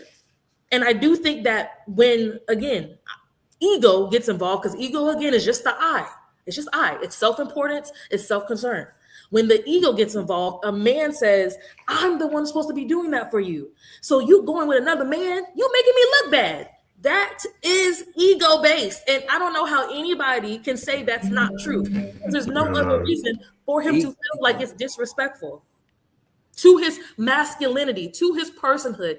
It's not nothing to do with ego. It's more of a respect thing, because as you see, even if you're not married yet and you're just dating, going up, it's like, for example, let me give you an example. That happened years ago on a job. Let me give you a little story. There was a supervisor in a job that asked the employee, and the employee happened to be a young lady employee, and the supervisor, this guy is like a player almost. I don't know. He likes to borrow women's car, right? But the boyfriend gave her the car to take to work while he jumped on the bus. He just gives her the car just to take to work, because she had to travel a longer way than him. He just jumped on the bus. So he bullied her and said, "Listen, I'm gonna just take your car because you're not driving it right now. You're at work. I need to do some errands." The supervisor told her this. Do you know the boyfriend? He's Latino. Came back and noticed his car. He came back. He left. He took the bus to her job, and wanted to know, well, how come we don't have the car? Because I guess he put him on the phone and they were talking, and he noticed that the car was missing, and she said that, well, he's gone with the car. He said, "Who's gone with the car?" He made a big scene, and he wind up knocking that supervisor out in real life, no zone. She got fired. I mean, he got fired too, but she got Real story, real time it happened. So it was more of a respect thing, and I see why he got upset. He gave you the car. He sacrificed himself to take the bus, and he gave you the car to get to work, not to give some random guy the car. But Zacchaeus, that's different. That's like you taking the house money that he also invests in and using it to go and fund your best friend's Almost the same. business. Well, I would say Because so. the car is a shared thing, Zacchaeus. This is different. This is your No, it's money, money. my money. But the car is money because he put his hard-earned money to that But car. the use of the car was shared because he was looking for it. It wasn't like it was her individual car that she let a male friend drive. It was their shared mode of transportation. see, the It thing is inconvenienced him with, because she was using it for another man. I can see why he would be upset. Because what do you mean you're taking a shared vehicle and giving it to somebody else and now I'm out? That's very different than her asking you for money or asking a male friend for money that isn't hurting your pockets. But you see, the thing is, if you are asking a random friend for a male friend for money. Oh, listen, I grew up in an era where you just that's a something that you just don't do. You just don't. It's more of a, like I said before, and I'm gonna reiterate this, as a respect thing, and natural and women naturally coming up around my time, we don't do that. They don't. Make sure y'all get the Mila because she been waiting. Okay. Oh, Mila, go ahead. Back to this random man friend, however you want to put it. I don't care if you known this man for 6 days. You don't ask this man for no money because you only known him 6 days. You don't go ask even if y'all was dating for 2 years, you don't go ask your boyfriend, fiance, husband, best friend for no money. That's just something that you don't do. Now, I will say that that's how I was raised. If I was to say me and Jess hung out every day for the past 12 years, she know I'm married. I know she in a relationship with somebody. And I go to her significant other and be like, yeah, I know we've been friends for such and such years. Is it okay if I borrow $500 from you? And he'd be like, well, damn, this is my girlfriend. Even if it's $20, that's just trouble. My friend back to her boyfriend for something when my friend is standing right here. That's trouble. That's trouble. It don't matter what the situation is, whether you know this man for 6 days, 2 years, 12 years. You never go to their significant other, whether that's your friend or not, and ask them for anything. If you can't ask your friend why he or she is standing right there with their significant other, then don't ask at all. That's right. Yeah. Yeah. Right. But that's going behind your friend's back to go and ask somebody that you don't really know. That's the random part. No, I'm saying that I clearly said all 4 of us have been friends for the past 12 years. And I went behind your back and asked your boyfriend if I can borrow $500. It's disrespectful to your relationship and to you because I should have came to you first. But y'all all friends. It don't matter. Is it the first time? Jesse, I couldn't be comfortable to go to your man and ask for no money. It's respect. But before he was your man, it was everybody's friend. He was everybody's friend.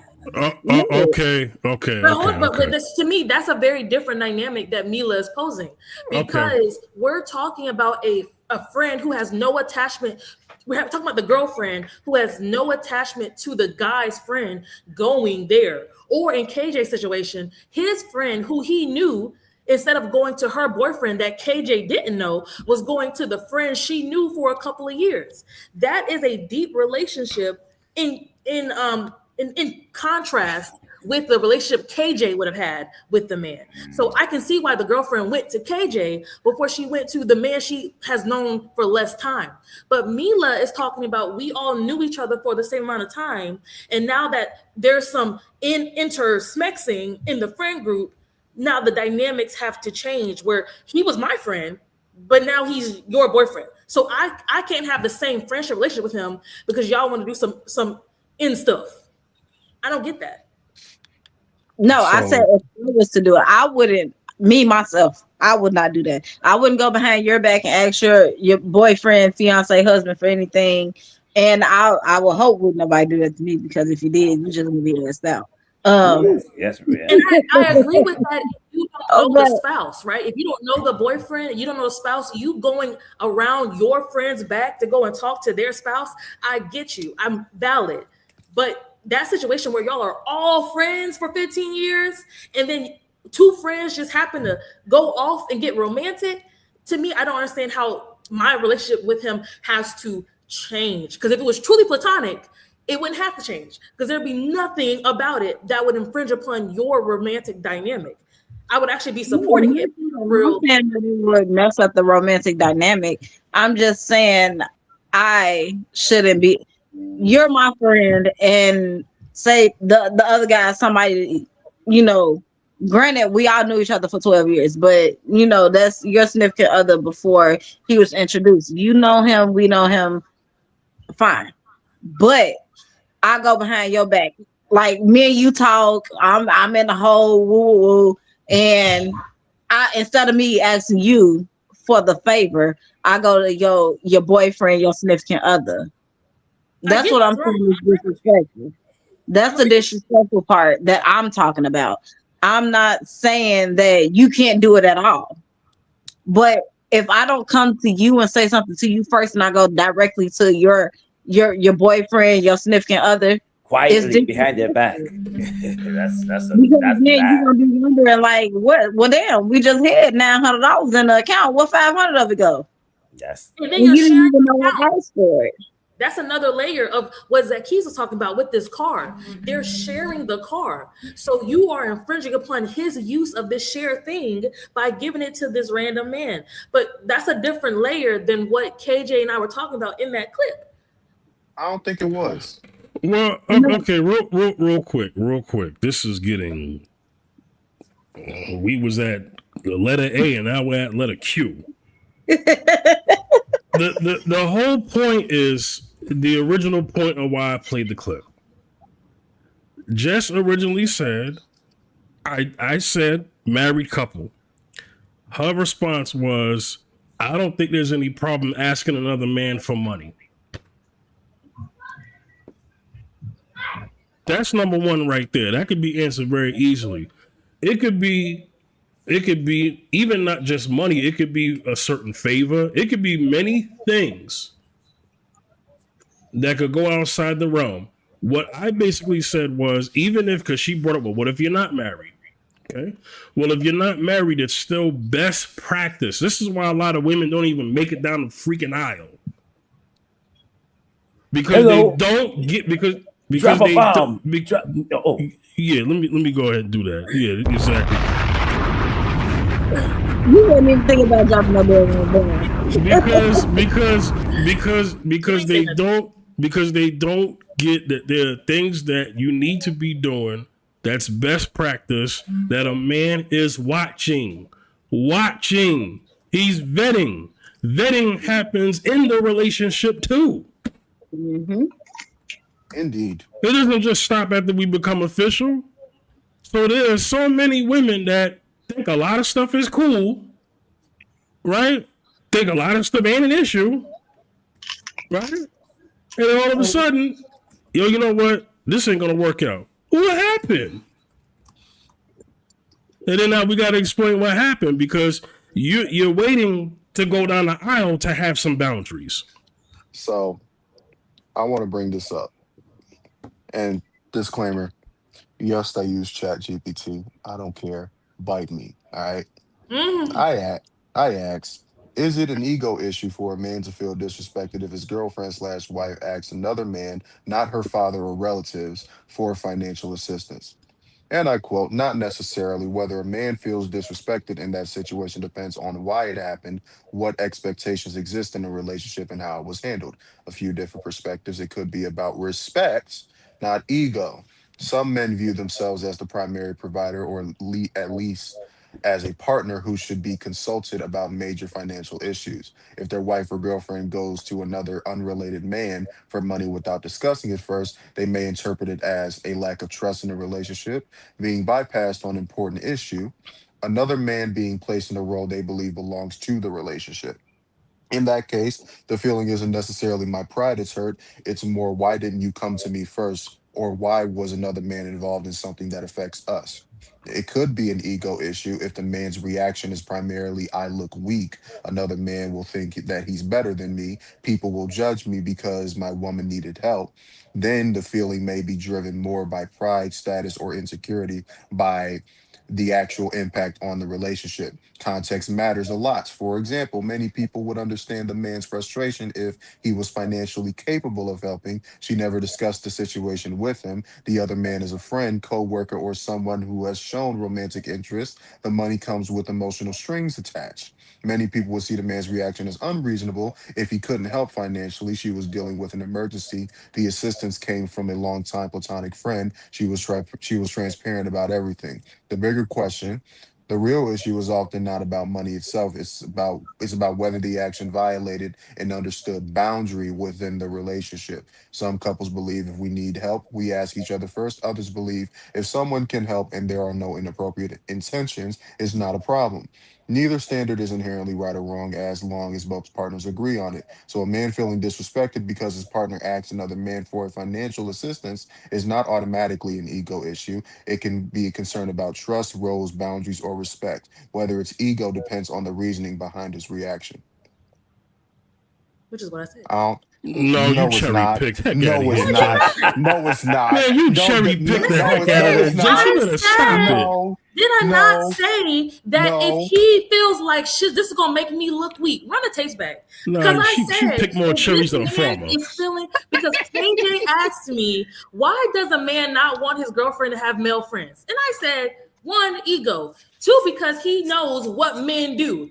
I said that this man feels it's disrespectful because he feels like it's his role to play. So she going behind his back infringes upon his self-image. I How said is it? How is it ego if a man knows that she's an attractive woman and that the probability for a man to look at his woman and to just want to be friends with her is relatively low? she's You gotta already look. friends with this guy, KJ. You gotta. That don't mean nothing. So you You don't know, trust dudes. him. Have you ever heard of dudes playing the long game? You don't trust him, KJ. That's the point. Answer the question. Have We you heard all of we dudes all playing the heard that. long game? We all heard that. Okay. Okay. So you know about men playing the long game then. You know Okay. that there are men who have gone as far as to wait as long as since they've known her since middle school. I've never heard that. Before I swear to God, he strike me down right now if I'm lying. Yeah, they What do. you heard? What you heard? That he Well, never I'm still flirted with alive. her at one So point in Nah, time, and she didn't know. so this just is not that's not there's a man. it's not about whether that she knew or not. Now, if she knew, that gets into a whole separate issue. But Let's it just does keep it a matter, buck. KJ. But wait. The point is that a man generally knows what other men's intentions could possibly be when it comes to his woman. So if The he motive. sees that this man, even if he's been friends with her since middle school, high school, long before they've even known each other in the relationship itself, right? There is always that possibility that the attraction will be there, even if it's one-sided. So if the man sees that this supposed friend has an attraction to his woman, he's going to get skeptical. It's going to be a trust issue at that point. Of Of course it would be. course. But you're talking about coulds. So you're telling I'm her to talking do about something in her. Jess. But that's what I'm saying, Jess. KJ. The KJ. vast majority of Americans, homosexual or heterosexual, which one? Hetero, I think. Exactly. Which means what? That they like the other opposite gender. And the probability of the opposite genders being just friend is Small. compared to Zero. no compared Homo? to compared to Homogeneous relationships. exactly. But it's not zero That's the though, right? point.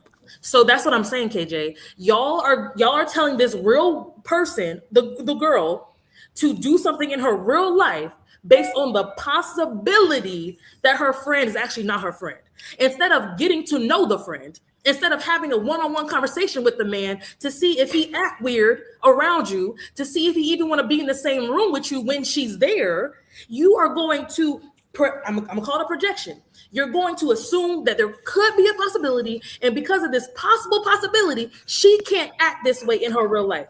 That is my problem, and that's why I keep calling it ego-based. And if I could just read something, because KJ wasn't allowed to read something.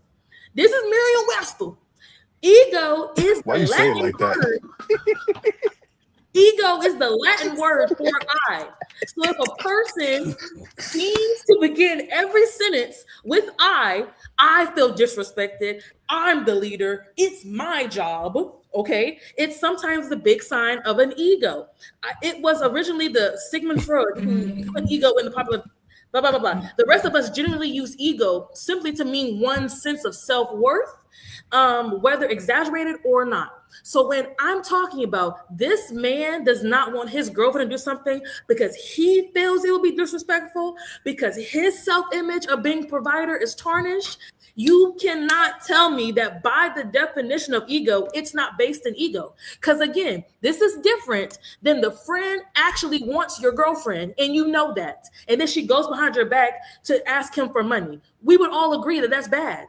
We're assuming a lot of things about this relationship based on ego, is my assertion. Zacchaeus, how much time you got? About 10 minutes. No, about, let me play this clip before you go. Y'all want to see the consequences on when you go outside? Y'all want to see the consequences? Yes. Let me go ahead and show y'all. When you do that thing. Let me go ahead and show y'all. Show it. Lem Harris, Samuel St. James, Chief Executive of Sales and Marketing. Sorry. How you doing? I've been hearing a lot of good things about you, brother. I mean, especially the way you've been handling yourself with those machines down there. I'm no stranger to hard work. It's good to know. Cigar? Oh, nah, I don't like cigars. So you don't mind. Yeah, like I was saying, man, it's always good to, have more enthusiastic, hardworking employees like yourself. I mean, especially, down there in print. I mean, I'm no stranger to hard work myself. I'm like you. See, I'm from the hood too. But you see, I make $80,000 a year because I was always willing to sacrifice whatever I had to in order to get what I wanted. You see, that's why brothers got to stick together. Pull one another up in a time of need. The white man ain't gonna do it. And sooner than you think, it's gonna be your responsibility to help another brother just like I helped you. What are you talking about? I pulled some strings to get you hired. I mean, what you didn't know? Kenny Simmons referred me. Who? No, I know your wife. Bird. Yeah, she told me about your little felony situation and asked me to hook you up with a gig down in the print department. Man, me and old Cola, we go way back. Who the fuck is Cola? Oh no, that's just a little something I used to call her back in the day. Since she got that body shaped like a Coca-Cola bottle, huh? I mean, she used to just make a brother on the screen.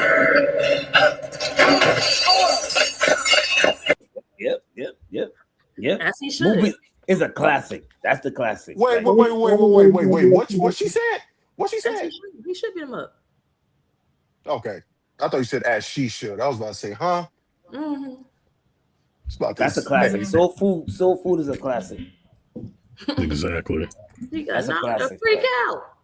Yeah. But you see how he's not a real friend to her, right? He wanted her body. He sees her in a sexual way. That's not a platonic friendship. Her going behind her husband's back to do that is clearly infringing upon their relationship. Clearly. I think the key thing was him. The way how it went about, it was almost like he wanted to get his job his own way, but she went to him behind his back. Didn't let him know. She didn't let Slim know that, listen, I have so and so. She went behind his back and went to him, probably an old boyfriend. Went behind his back and see it transpired into. I would get mad too. And I said, if I was with him, I'd do the same thing too. That's disrespectful. You know, he had no idea that his wife went behind his back and went to speak to him. But she lied about it too. Yeah. That's a problem. She did that incorrectly, right? Which is different than the other friend. Especially KJ's situation with a friend told KJ, yeah, my boyfriend told me to tell you this. That's a completely different dynamic. And then the guy has to work the job. It doesn't mean that it's not. It doesn't mean that it's not my obligation to make sure that she asked him first, which is the point. She should have went to him, speak to him about it, and then she didn't do that. She did everything she was supposed to do. She asked him first. She came to me, and I was able to give it to her. But you said you wasn't going to. Not if she didn't ask him. Okay. Now, Fifth, did he not say that he was not going to give her the money because he did not want to infringe? He didn't want to infringe on their relationship that should be operated like a marriage.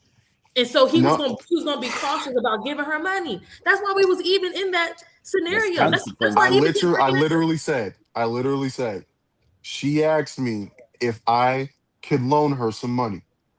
I said, did you ask your man first? She said, actually, he asked me to ask you, which was a yes to me. So obviously, I loaned her the money. Thereafter, she asked me a few days later, why did you ask if I asked my man first?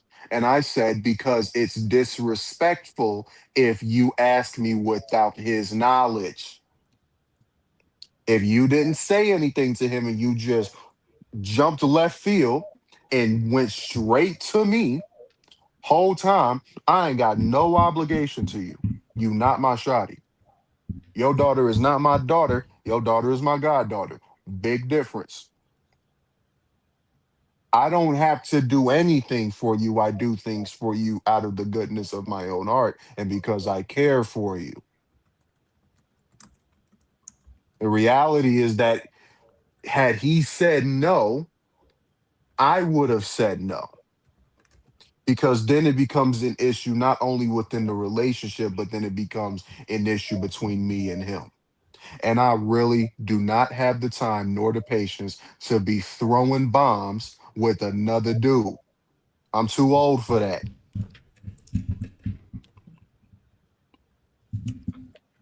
All right, Richard. That's what I said. That's what I said. That's literally what I said. Yo. Salute, Zacchaeus. Real peace out, y'all. Thank you. Peace. So, wait, Zacchaeus, hold on 1 second. You there? Zacchaeus, I'm on mute. Oh, yeah. Okay, let's speak to a live action scenario right now. Me and Zacchaeus been friends for over 20 years. I'm a godfather to his daughter. Yeah. Mm-hmm. Yeah, I am. Aww. Not the godfather. both of his kids, his daughter and his son. Sorry, I'm a godfather to your son. My bad. But I'm an uncle to your daughter and your son. And so anyway, they both call me uncle. Yes. But I treat them the same. Mm-hmm. I treat them like as if they're my nephew and niece, right? Mm-hmm. So let's just say his daughter or his son said, hey, Uncle Fifth, can I need to ask you something, right? And then I say, okay, hey, I need you to do me a favor, or I need you to get some money. Me as their uncle, my instinct is I could just help them. But I'm going to say, hey, have you talked to your father? Mm-hmm. Mm-hmm. Now, Zacchaeus, me and you on live right now. Yeah. Would you have an issue if your son or your daughter asked me to do something for them and you don't know about it? It'd be confusing. Yeah, because I'm like, oh, I thought you, because automatically you would just ask them, like you said before, you would say, did you talk to your father about it? Mm-hmm. But you automatically talk to me about it. Of course I would. Yeah. That's how we roll, So, yeah. He would automatically just come to me and say, yo, your daughter asked me for this, or my son asked me for that. That's it. Right. Wish my kids got them like that. But you would feel weird if your daughter or son knew something about a relationship or something that Fifth did with them that you didn't know, and you found out like a year later. You would feel weird about that. Is that what you're saying? That nobody brought it up, and it just came up randomly in conversation a year later, and you knew that Fifth gave them money or helped them with a car payment, whatever, and no one said anything to you. Yeah, but it's not Fifth. It's not Fifth. Responsibility. Not responsibility. It would be my responsibility. I would be the provider for my kids. Yeah, that's what I'm hearing. You would feel some kind of way about it, even though you know Fifth would never do that. Nah. Yeah. Okay, so I wish my kids' goddad was like that. Okay, this mind you, he been a goddad since birth. My oldest was born in 2012. My youngest was born in 2018. He's been their goddad since birth. My kids can call him while I'm mid sleep and say, "Oh, we want pizza from Beggars," and he'll order it and send it to the house, and I'll wake up to where y'all get pizza from, and I just cooked a full course meal. Oh, we didn't want that. Our goddad said. Now I'm looking around and I'm gonna call him and curse him out because why you ain't called me and wake me up? It said kids called you and I just got done cooking. Like that would irritate me. I would be pissed off to the max. And we know this in the parent dynamic. If you're not a single parent and there's another parent in that house, all right, yeah. Salute. I just wanted to ask you that before you go, okay? Because you know how close me and you are. I just wanted to ask that. That's all. Brothers, I love it. Yeah. But I'm saying we would know that intuitively if there was like two parents, right? Like you wouldn't just do something without the father knowing that's going on, right? So to me, the dynamic doesn't shift. That if the godfather would make sure that the father knows, because they're both in a shared goal of rearing this child. Mm-hmm. But again, that shared goal is not there when it comes to this boyfriend-girlfriend dynamic and this random third friend that has no relationship with the two of y'all. It's her relationship. Or it's his relationship with his friend. So to me, the boyfriend or girlfriend involving themselves in their significant other's friendships, to me, is a stretch. We have to assume a lot of bad things are going on in this friendship for us to justify this random third party, the boyfriend or girlfriend, getting involved. And yeah, but here's what I think it is, right? I think it just boils down to what kind of person you are and what you think is acceptable or not. And this is why you got to be with the right kind of person. So, KJ, the kind of guy that just needs to be with is a guy that is okay with her doing whatever the heck she wants. Untrue. Basically, that's what I'm gathering. That's what I'm gathering. You just made that up. Let's be together, but I'm gonna still act like I'm single. That's not acting single. I don't want to be with a man who has such an inflated male ego that he's trying to fill in this quote unquote role of what the man should do. Sure. No, but this is the thing. You also don't want like a man. Sure. I hope you don't want a man that doesn't have any boundaries either. Of course not. If his boundaries are let's just put it all on the table. Let's just put it all on the table. If his boundary is that in any financial issue that we might be having, you need to consult me first. Mm-hmm. Will you agree to those terms? That we have? Yeah, of course. Okay. If he says, don't go asking other people for assistance without consulting me first, will you agree to those terms? That's anybody? AJ, Not- now you know how she is. You got to be specific with her. That's coming. I would ask him this if my man was saying that. We're not talking about the dad. We're not talking about the brother. We're not talking about just any male friend. Any male friend. So I can ask my female friends before I ask him. This is important. This is important. Bro. What do you mean? Wouldn't you want me to understand what you mean so I don't infringe upon your boundaries? Okay, let me specify. Don't go asking other men outside of your father or relatives for any financial assistance. Will you agree to those boundaries? Yeah, I don't have any male friends, so yeah. So then what's the problem? Wait. Jesus Christ. Oh my God. Because if a woman did have male friends, I don't think she should get rid of her male friends. Yes. Y'all killing me with this. What? Yes, we've been on this for an hour, and you making an argument for something that you ain't got. That's not even consistent with you. Yeah, because it's a philosophy. That's not philosophy. It is philosophy. Yes, it is. It's not. Yes, it is. It's if I was in that situation, putting myself there, being empathetic, what would I deem is the respectable thing to do? And I think it's disrespectful for anybody, man or woman, to come into another person's life and say, you got to get rid of all your opposite sex friends today. Because I don't want there to be any appearance of impropriety. That wasn't the conversation. In these relationships. That wasn't the conversation. But All it right, is though, Fifth, because y'all are assuming the male friend has nefarious. I promise you it ain't. But Zacchaeus brought it up and y'all nodded your hands. But Zacchaeus was like, you don't know, people ask for money and they want something on the back end. Mila brought it up. People asking for money and they want something on the back end. You're adding in the nefarious element to justify why the random third party boyfriend is now able to tell the girlfriend to stop being friends with this person. See, that's what I'm saying. No. That's ego based because you have to add that layer of them doing something wrong. Jess, you said 5 things. Okay, so we're gonna go to the thing that actually makes we're gonna pick this apart.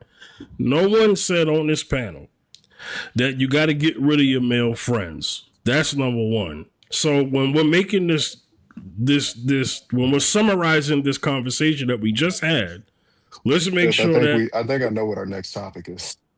But KJ said that. He said, "Why do men not want women to have male friends?" Okay, generally. so then that's a portion of a conversation that KJ had to help his point, but nobody said that you got to get rid of them. What I said, because Fifth been kind of quiet, what I said was, when you're getting with a woman who understands it before she even gets in a relationship, that she's gonna have to cool it a bit. That's all I said. But I didn't say that she got to get rid of them. Listen, I have female friends, okay? Not many, but I have female friends. When I was in my last relationship, which was some time ago, I had to kind of tone it down a bit. Okay, so the time that they got versus the time that they got from me when I was single was different, because I was in a committed relationship with a woman. But your male friends didn't change. No, the male friends didn't change. So it was because you were trying to protect the ego of your significant other. So she didn't feel like KJ, did you hear that? Because you didn't want her to. It's almost like I never just got through reading a whole ChatGPT breakdown of this. It was ChatGPT, it wasn't even you. And then ChatGPT agreed with me on a lot of points that it could be ChatGPT said that it could be ego, so and it gave specificities as to what to classify it as an ego. I did as well. It had nothing to do with what you were talking about. Yes, That's it did. Because I said everything about self-image and what he defines as respect. That's not the ego, because it would be disrespectful for your female friend to be calling your man at 2:00 in the morning when he got a whole relationship. That's not the same thing. No. You're not allowing that to be in the conversation because you went directly to ego. That's why I said that when you get these friends, when you get in a relationship, you're not cutting them off, but you're being respectful in the manner that you know that you have. There's a woman here that I could very well marry if I wanted to. I could get to that point, right? The woman that I'm with is going to be paying very close attention on how I treat the relationship with other women deemed to be appropriate or inappropriate. That is all that is. I know. That's what I said. No, you went directly to ego. That is an ego. How she defines what's appropriate is based on her individual self-image about respect. It's subjective. It's not ego. Is it subjective though? Is respect subjective? Hold on. Really? So the conversation now is respect objective? No, because this is going to show you my point. Okay. So, because y'all keep using the word respect to try to prove that it's not ego. Wait, respect objective or subjective? Is it subjective? Is your definition of respect subjective?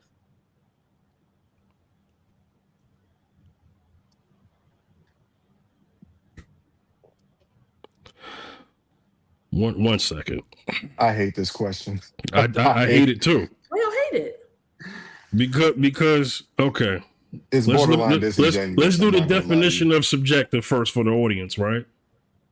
Mm-hmm. Concepts, that means judgment, or statements influenced by personal feelings, taste, opinions, or individual perspectives rather than independent or verifiable facts.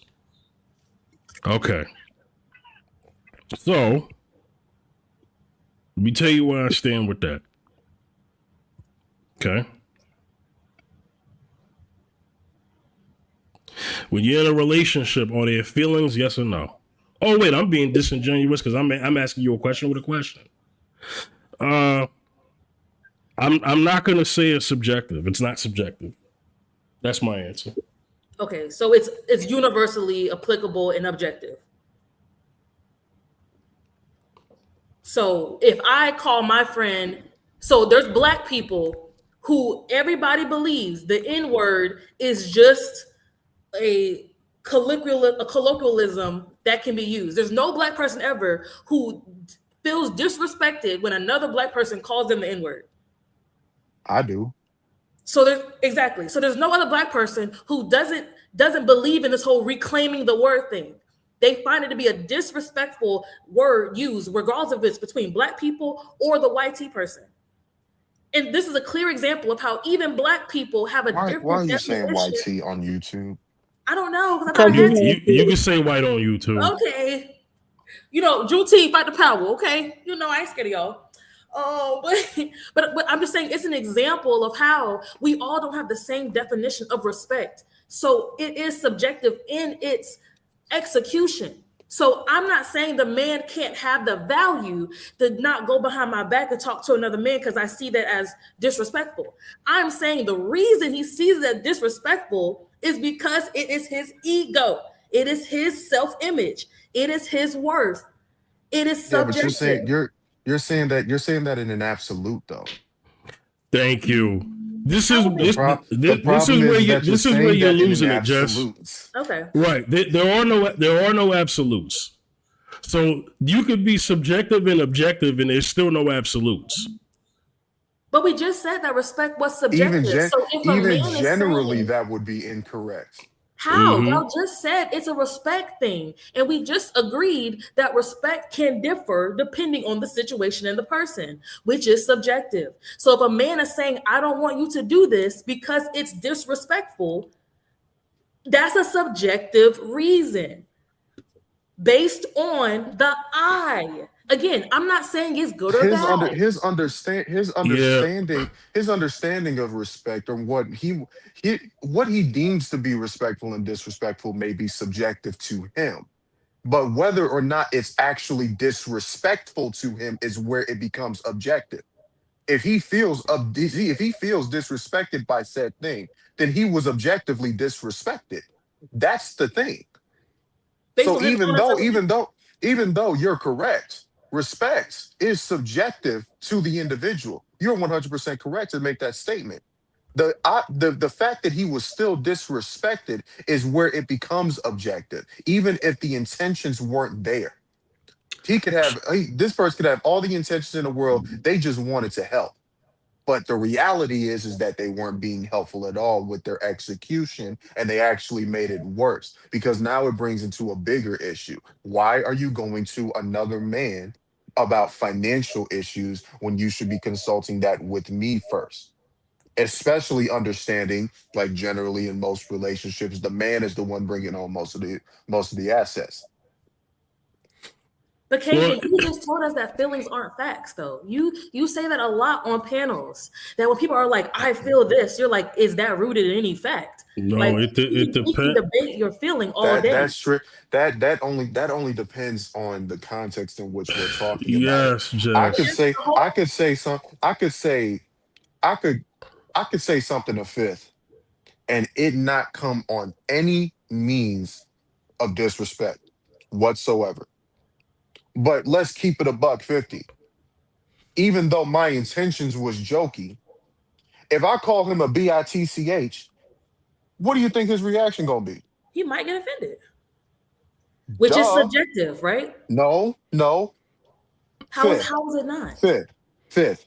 If I called you a bitch, you gonna feel you. How would you feel about it? You How would you pissed off. feel? How You be would you pissed. feel You be about hold, it? hold on. He would feel pissed off. Hmm. Generally speaking, that's how it would be in most situations. If Hmm. somebody called you out your name, especially that B word, But not Hmm. all. But not all. Yeah. objectively, in fifth's reality, that is Hmm. disrespectful. Is the point Exactly. that I'm It's not making. objective because it's fifth reality. Y'all cannot conflate those two things. No. They're not objective is facts or observable reality that exists independent of personal feelings. So you cannot say in one breath that respect is subjective based on how you individually look at a situation, and then you say, well, when it comes to the subjective feeling, I can be objective about my subjective feeling. Let That me makes no sense. let Mila get in. Go ahead, Mila. Okay, it's different when a man call another man the B word. But it's okay for a female to run around something big, this, that, and the third, and we did this, and no, B, why you doing this, that, and the third? Like, it's okay for women to use it and say it towards other women. But when a woman says it to a man, they take offense to it. And I'm trying to figure out why. When a man walks around calling a female the B word as well. Okay, I'm not gonna read the whole thing, but this is the key part. Oh, Claude Yes, again? yes, I just said, yes, KJ, you be yes, asking leading yes. questions to Claude. I use teach. I use teach again. That's what I call him. I call him teach. If hypothetically I called a grown man a Wait, what was the bitch and question? he feel, I'm reading it out. If hypothetically I called a grown man a bitch and he feels disrespected, is it objectively true that he felt disrespected? Survey says if you call a grown man a bitch and he feels disrespected, then it is objectively true that he felt disrespected. His internal emotional reaction is a fact about his expression. What's subjective is whether or not your comment was actually disrespectful. A reasonable person should feel disrespected by it, or your intended disrespect. Okay, so like we just said, there is an objective, observable fact that I swear to fifth God, if you God. spin this again. Again, I think this is where y'all are losing your point, respectfully. Oh, sorry, I'm getting that word confused. It's objective that fifth got upset, right? It's not objective Fifth Wait, cannot stop. say. It ends right there. That's if not it's what you said, subjective that KJ. if it's KJ, subjective that's that not he what got you upset said. right there, then You that's the said point. he can have an objective feeling about his subjective feeling. He can be objective about his subjective feeling. That's not true. Fifth cannot be objective about his subjective feeling. We can be objective about Fifth's subjective feeling. And that's where y'all are getting that confused. I can say objectively Fifth feels this way subjectively. And y'all were conflating the two things and saying that Fifth can feel objectively or can say something is objective about his subjective feeling, which is not true. And Claude just said that. Jessica. Oh, he don't know the whole name. Jess, can you hear me? I can hear you. Jess. The only reason why we went down this path is because you'll say all of that and then say ego. How do you define ego, Fifth? Oh my God. Because I don't understand why we're still stuck on this. Define talking. How do you define, no, honestly, because I do think your definition of ego is why every time I say that, I lose you, right? You should just stop listening to me. So what do you define as ego? KJ read the definition of ego earlier. What do you define as ego? Tell me right now, off the dome.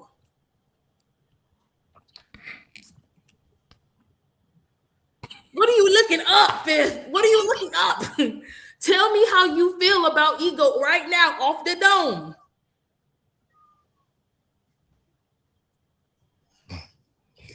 I'm gonna answer it. I'm gonna answer it. So let me read the definition first. You know he a definition man. From where? From where? From Merriam-Webster. And read all of them. The conscious part of the mind that creates your sense of self-identity and self-worth. It represents your personal identity, how you perceive yourself, and how you want the world to perceive you.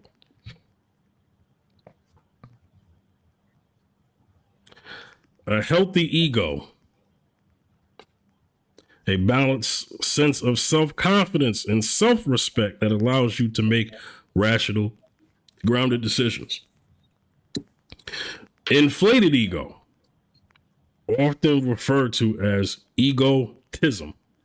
This describes an exaggerated sense of self-importance, entitlement, and conceit.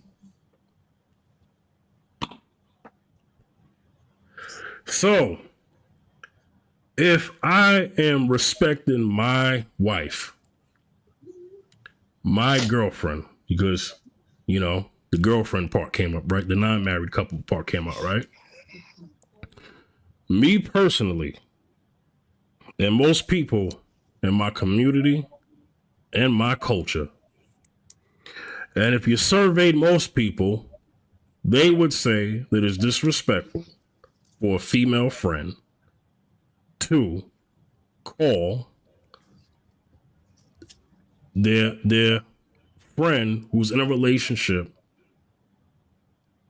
2 a.m, just like they used to do when they were both single. That would be inappropriate. It would be inappropriate to have the same level of friendship in the capacity that they was when they were single. Most men know that. Most women know that. Most women who want to get married, right? Women who want to get married know better.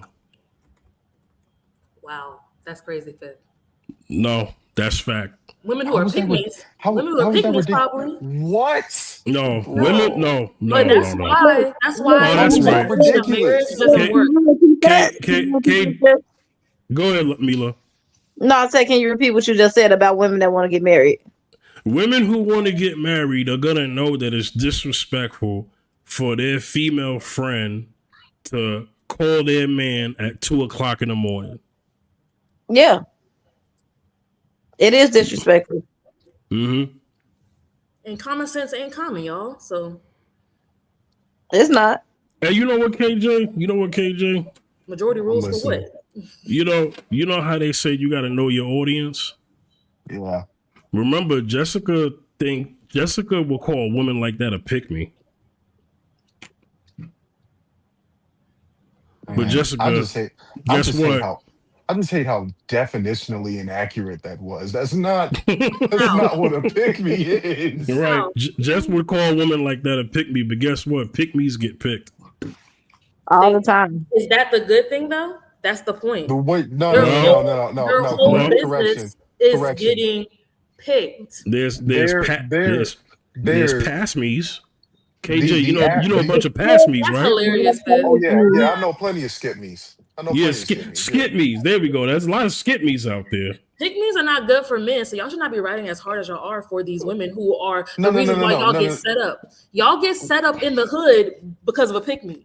Y'all get pew-pewed by a man because No. of a pick-me. That's not Right? a pick me. Yes, it is. No, it's Wait, not. Yes, wait. it is. I'm gonna put She I'm gonna put it wants all I'm that gonna put it all to man. perspective. She wants that man. She wants the validation of that man. So she sets you up. No. What are you I'm talking gonna about? put it all I'm gonna Nice put it all try. in perspective. It's called to set me up. She performs femininity to get you in that bed. She sucks you dry so you can get got. That is the number one pick me. She's not No. doing it for her. She's doing it so another man can catch a lick. That's deception. That's not a pick me. That's deception. Pygmies are deceivers. I just said they perform femininity Can I to please? manipulate Can I an please? outcome.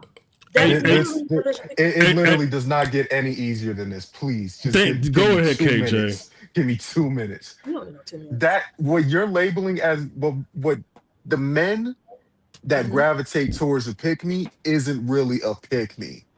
When we're talking about a woman who understands a man, who actually sees things from a man's perspective and not just a woman's perspective, right? And can actually balance the two instead of just automatically being a girl's girl at every waking moment. That's not a pick me. That's a rational person. The only reason why they're labeled pick me's is because they are labeled as that by the vast majority of women who are chronically online. And that's where the label generally comes from. A pick me, by definition, is a woman who tears down women in order to gain male validation. How women classify being torn down isn't actually being torn down. Being held accountable for your actions is not tearing a woman down. The reality is that women do not like to be accountable for a lot of their actions. So when a woman is speaking out against the things that they do, they want to label them a pick me because it exempts the conversation over what we're actually discussing, which is why would you cheat on your man? Why are you violating your man's boundaries? Why are you doing this to your children? Why are you like this? Why is your behavior like that? Et cetera, et cetera, et cetera. Holding her feet to the fire is not automatically bashing, but women love to label a woman a pick me because she's not automatically taking her side. So the reality is that your label of a pick me has been heavily influenced by chronically online feminists. I'm sorry. That's just the Untrue. reality. That's just the reality. Everything you said is just so untrue because I don't believe Where did anybody I who's a lie? critical. Well, one, your definition of pick me, right? Because people's definition of pick me is based on their environment. So one, but two, I'm not talking about Also, now it's subjective. It definitely is because everything you said about a pick me, okay, is I would say one not true, but also it's very myopic. So the second wait, thing, a woman who purposefully tears down women in order to gain male validation and attention is not a pick me. Is that what you're saying? it's not the only kind. It's not the only mechanism of pick me. No, it's myopic. Generally speaking, It's what myopic that definition applies. because the pick me and not, let's just read it from Merriam-Webster. Let's just read it. Yeah. Pick me is a slang term for a person, usually a young woman, seen as behaving in a contemptible way for attention and approval, usually from male peers, period. It's often That's what I said. Again, she wants the male approval of the man who's about to rob you. And you said that wasn't a pick me. You said it wasn't a pick me. So no, you're not correct. Also, this person disparages she's seen as faking interest in stereotypical male activities, conforming to traditional values. It's also used in pick me boy, more generally, pick me can refer to anyone trying too hard to earn acceptance. So when I said that this woman trying to get a piece of that lick from another man will set up her boyfriend, she wants the validation and approval from that other man. Oh That's my really God. How convenient that you skipped the latter part of that definition that you just read. I didn't want to read the whole thing because I didn't want to waste the time. That's What part did convenient. I miss? What part did I miss? Pick me is a slang term for a person, usually a young woman, seen as behaving in a contemptible way for attention and approval, usually from male peers. It is most often used in the expression "pick me girl," which disparages a young woman who is seen faking interest in stereotypical male activities or conforming to traditional values at the expense of other women. It is also used in "pick me boy," referring to young men who feigns emotional vulnerability to win the attention of women. More generally, pick me can refer to anyone thought to be trying too hard to earn acceptance. And that's what I said. No, but just here's the thing. Here's the thing. I just want to finish my point. Here's the thing. It'll be said, but then you'll tie it to someone it doesn't apply to. Okay, so this is where things get kind of lost. Okay, a woman who holds herself accountable and other women accountable is not a pick me. I never said that. You didn't say that exactly, but KJ gave a definition of what he's talking about that a responsible woman would do. But and then he separate. Go ahead. In contrast to what I said, though, so us talking about what KJ said, I never said a woman who holds another woman accountable is a pick me. So why we're talking about it is crazy to me. I never said a woman who's not a critical thinker is a pick me. So why we're talking about it is, I'm getting emotional. Let me calm down. So I do believe people put on layers to what I'm saying to justify what they said, but it's not what Jessica says. And I would like for people to address what Jessica said. I said the woman who is trying to get acceptance from this other man will set her boyfriend up for that lick. I never said a woman who holds another woman accountable is also a pick me. So for us to try to validate your talking point by saying that to try to equate that's how I feel, that's not how I feel. That's not what I said. I just let you talk. What I was saying, no, this is what I'm saying. What I'm saying is I mentioned things that are very positive about a woman, right? And what I said is that you typically would call that woman a pick me, right? And then so what KJ did was he explained what a pick me is and what a pick me is not. And he's trying to break down the conflation. That's all he did. That's why he was saying generally that's not even correct. And then I here's where the challenge came in, because I said pick me's get picked. I know I said that, so I understand why we got here. So it's my fault. It's my fault. I'll own that. Which is not the pick-me's that get picked. It's the women who are improperly labeled pick-me's that get picked. Thank you. Women who are improperly labeled pick-me's. You said it better than I did, brother. You said it better than I did. Because yes, these women that be getting labeled pick-me's by internet feminists are already married, and I wonder why. Yeah. Again, them being married doesn't mean they're in successful marriages. So I wish we would stop using a label to equate to success. That's if their marriage has been long lasting, and that's not success. We can get a small snippet of what their relationship looks like, what they actually bring to the table when it comes to their marriage, and they operate off of that both online and offline based on what we the public can see, then I would feel pretty safe to say that their marriage is successful. You don't know anything about their marriage, though. You know what neither they tell you about neither do their you marriage. To suggest that their marriage isn't working. Exactly. So that's what I'm saying. You cannot say it's a successful marriage that these women are getting picked. So therefore, we should know that they're doing something good. That's what I'm saying. And you can't say it's unsuccessful either. So stop using them as an example is my whole point. Stop using the pick-me's who get picked as an example of what women should do. I have no problem saying that generally speaking, these women's marriages are working. But we because don't. They understand the men and the men understand the women. In We order for a don't know that.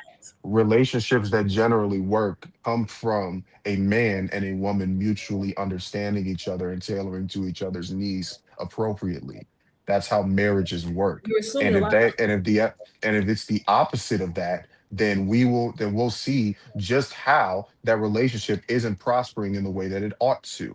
So relatively speaking, when I'm talking in generalities, you're going to find that the vast majority of relationships where a woman and a man mutually understand each other and don't actively validate their selected gender, just their selected sex, just because it's convenient for them, that's how you know that the relationship is more than likely working out well. Men don't validate men out of convenience, women don't validate women out of convenience. We hold each other accountable accordingly as needed. Okay, and Men do again, the I just same. want to Men say do the we same thing. know, Men get called simps for holding other men accountable when it's unwarranted. but Happens all the again, time. but I'm not talking about those people. So I do think again, we're not talking about the main thing when we're talking about pick-me's being unfairly labeled, because it's very apparent what's a pick-me behavior. And a lot of times it will be the men who To say, you, this is not a pick-me behavior. This is a feminist thing, is pick-me behavior. But a woman would know what a pick-me behavior is because a woman is generally a pick-me. No, a he was woman is saying generally a pick me. Yes, we just read Merriam-Webster how the term is used against women. So how would a man know more intimately pick me nature than a woman when the term is used against what women do? And all KJ, I'm saying is, KJ, hold on one second. Hold on. There's a lot of bait going on here. Jess, he said that there are women that are picked, that are improperly labeled pick me.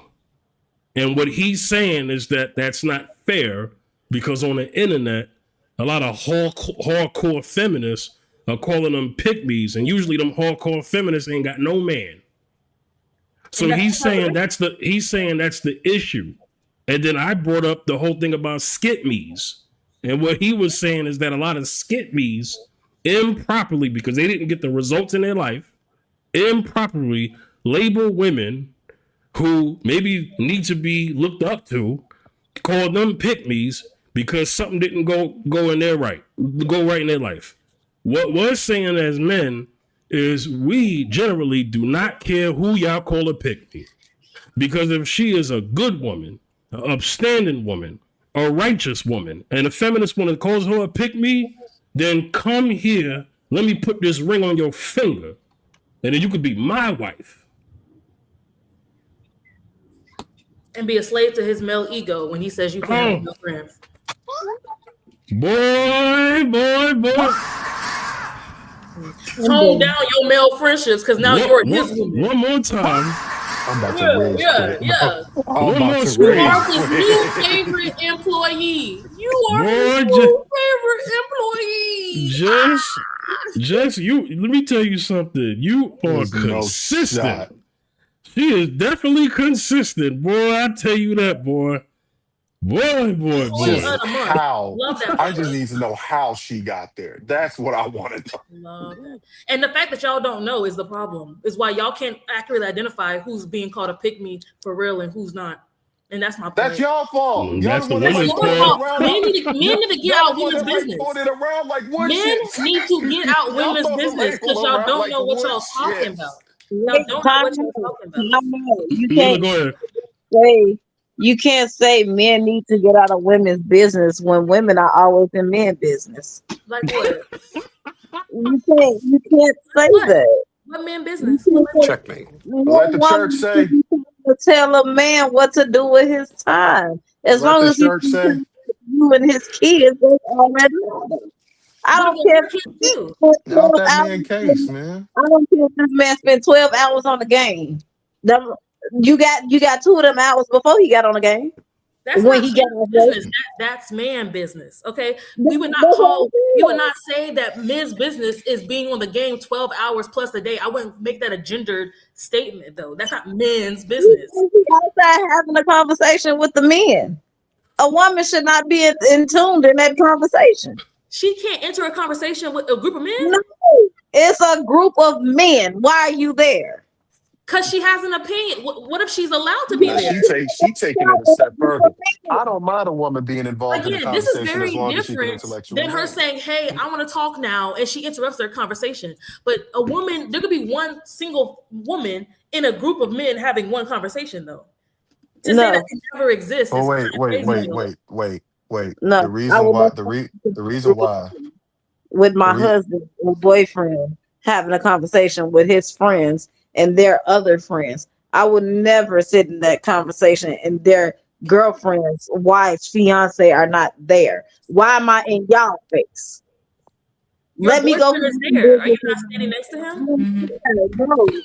No, just I don't care if my boyfriend, fiance, or husband was there. Why am I in a group of men's face pertaining to their conversation that has nothing to do with me? My 2 cents does not matter. Why does your 2 cents not matter? Just because you're a woman? No, because I have no right to be in their face. Because you're a woman? No, because that's not what I'm supposed to be doing. Me being a woman has nothing to do with it. It's a respect thing. So if you were a man, you could be there. It's okay, but it's okay for you to say men need to stay out of women's business. But when I say women need to stay out of men's business, it's crazy work. That's not man's business though, because you're making it gendered. You're making that conversation gendered. And that's what I'm saying is bad. Let me say this because this is going to help on the other side. If women are capable of having a discussion without talking about men and they're just dealing with each other, then that is us staying out of women's business. But if the time that y'all get together is always about talking about us, that's not staying out of a man's business. So if a bunch of men were talking about women, right, then I can understand a woman be on some, oh, hold on, I object to that. But if it's about some community stuff and men are dealing with men, holding each other accountable, in that situation, stay out of that because it's our job to deal with that man. So that's the point. That's the full point here as far as who's going to stay out of so-and-so's business. If women are capable, like I said, but on the internet, I see that it's hard to do. But if women are capable of having a forum for an hour without talking about some man, and we stay out of that, cool. But women on the internet have been very incapable of doing that. I ain't even tell a lie. I don't like your point. He ain't wrong. You may not like it, but he ain't wrong. I'm just confused. Like, why would women all get together and talk about something that's not integral to a women's life, which is their heterosexual relationships? Because men are able to have a conversation. We are able to have a men's empowerment conversation without a woman even being mentioned at all. We are capable of doing that, as well as women, and most times. Be like, oh, you need to provide more, you need to get a job, because he's saying that for him to do that so he can be a provider for a woman, right? Wait, hold on. Let's explain the difference. If a man is having a conversation, about helping and strengthening his community is women. Right? In that community is the woman. In that conversation, that's not disrespecting the woman when he talks about what we need to do and provide for our families. That's not disrespecting the woman. But if a woman's empowerment conversation is, yeah, these men do this and these men do that, that's you now coming at men. But if you're able to have a conversation about ladies, let's make sure that we're dressing appropriately. Let's just make sure that we're talking to each other with respect. Let's just make sure that we're loving on each other as women, that we're having each other's back, that we are good with our children, that we are good with movements in our community that can help our children. That's not disrespecting a man at all. That's a beautiful conversation. But Fifth, you're moving the goalposts. You just said That's men not a can have- goalpost. Yes, you did, because you're talking about a different thing now. You said men can have a conversation about male empowerment and never have to bring up a woman. And I gave you a clear example of how a man will try to tell another man, you need to go and get in the gym. You need to go and get an education. All because he's trying to prepare him to be a provider for a woman. So to say that a man can have a conversation about the self-actualization of men and it never come up that a woman is involved or is the benefactor of that is what I am disagreeing with. No, without disrespecting the woman. I'm saying without disrespecting the woman. You said disrespect. And that's why I'm saying you're moving the goalposts, because we were never talking about disrespect. You said women always bring up men and men often know how to separate the two and they can talk about themselves without bringing up a woman. And I'm saying that's not true, because men will often tell other men to get on their time, get some motion so a woman could benefit, so they can protect and provide for their home for the woman. So you're against that? Did I say I'm against that? Did I say that what you said was incorrect? What's with all the contention about it though? It's what I'm because like don't like lie. No, it's no. What I'm saying is I'm speaking to your first point. Men need to stay out of women's business. Mm-hmm. You said men need to stay out of women's business. Mm-hmm. Men can easily stay out of women's business as long as the women are not. As long as the women are in the midst of when they are empowering each other by not disrespecting men when they do it. If they're able to have that conversation, then fine. But until they start disrespecting us, then it's, what are you talking about? So I understand a woman having contention with men when they're talking about male empowerment and they disrespect the woman. Then I can understand why she would have something to say. What I'm saying is that men are not all men, because I don't believe in absolutes, but men are definitely capable of having a conversation about men's empowerment without disrespecting the women. That's all I'm saying. And in that, you stay out of that. But once the disrespect comes, I understand the contention. That's all I'm saying. And I just want to say that when I told KJ to stay out of women's business, I was being facetious, if I'm using that word correctly. I do believe men should be in women's business, because men using their male privilege. You know why I didn't respond to that? Men using their male privilege is what helps the women liberation movement. So I do believe more men should be feminist adjacent, feminist aligned. No, so that's convenient. I don't agree with men for your ideology. No, men should be feminists, not feminists. That's also extremely convenient for an ideology that you already have a bias for. You have to be able to fully articulate and convince a male demographic why they should be incentivized to even follow along with such an ideology. The problem with this ideology is that it has become a man-hating ideology almost innately. So relatively speaking, you're not going to get a significant portion of men that are going to want to conform to this perspective, because a lot of the women that fall under this ideology don't know how to separate their hatred for men with simply just wanting egalitarianism. Well, then that's where they got lost in the sauce. They're not feminists; they're misandrous, and people. A lot of feminists are inherently misandrous. Again, so then they're not feminists.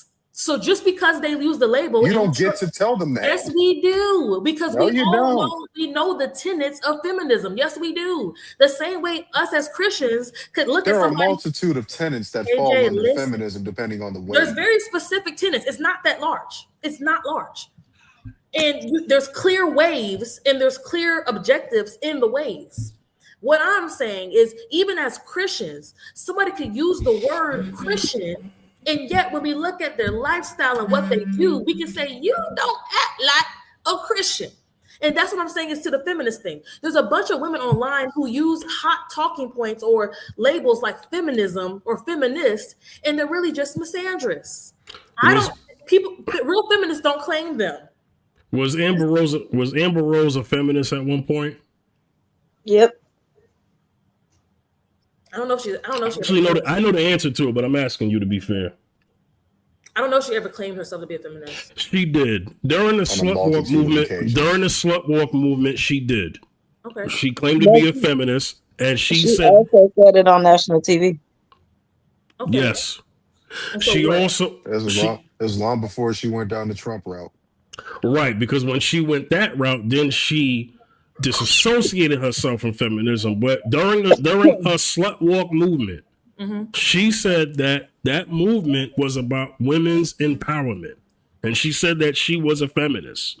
Okay. So, if we're talking about tenets, Yeah. did feminists widely claim Amber Rose? Yeah, because there's a lot of people at her slut walk. I rest my case, Your Honor. So what's the problem with that though? Because you never said anything about her being a misandrist.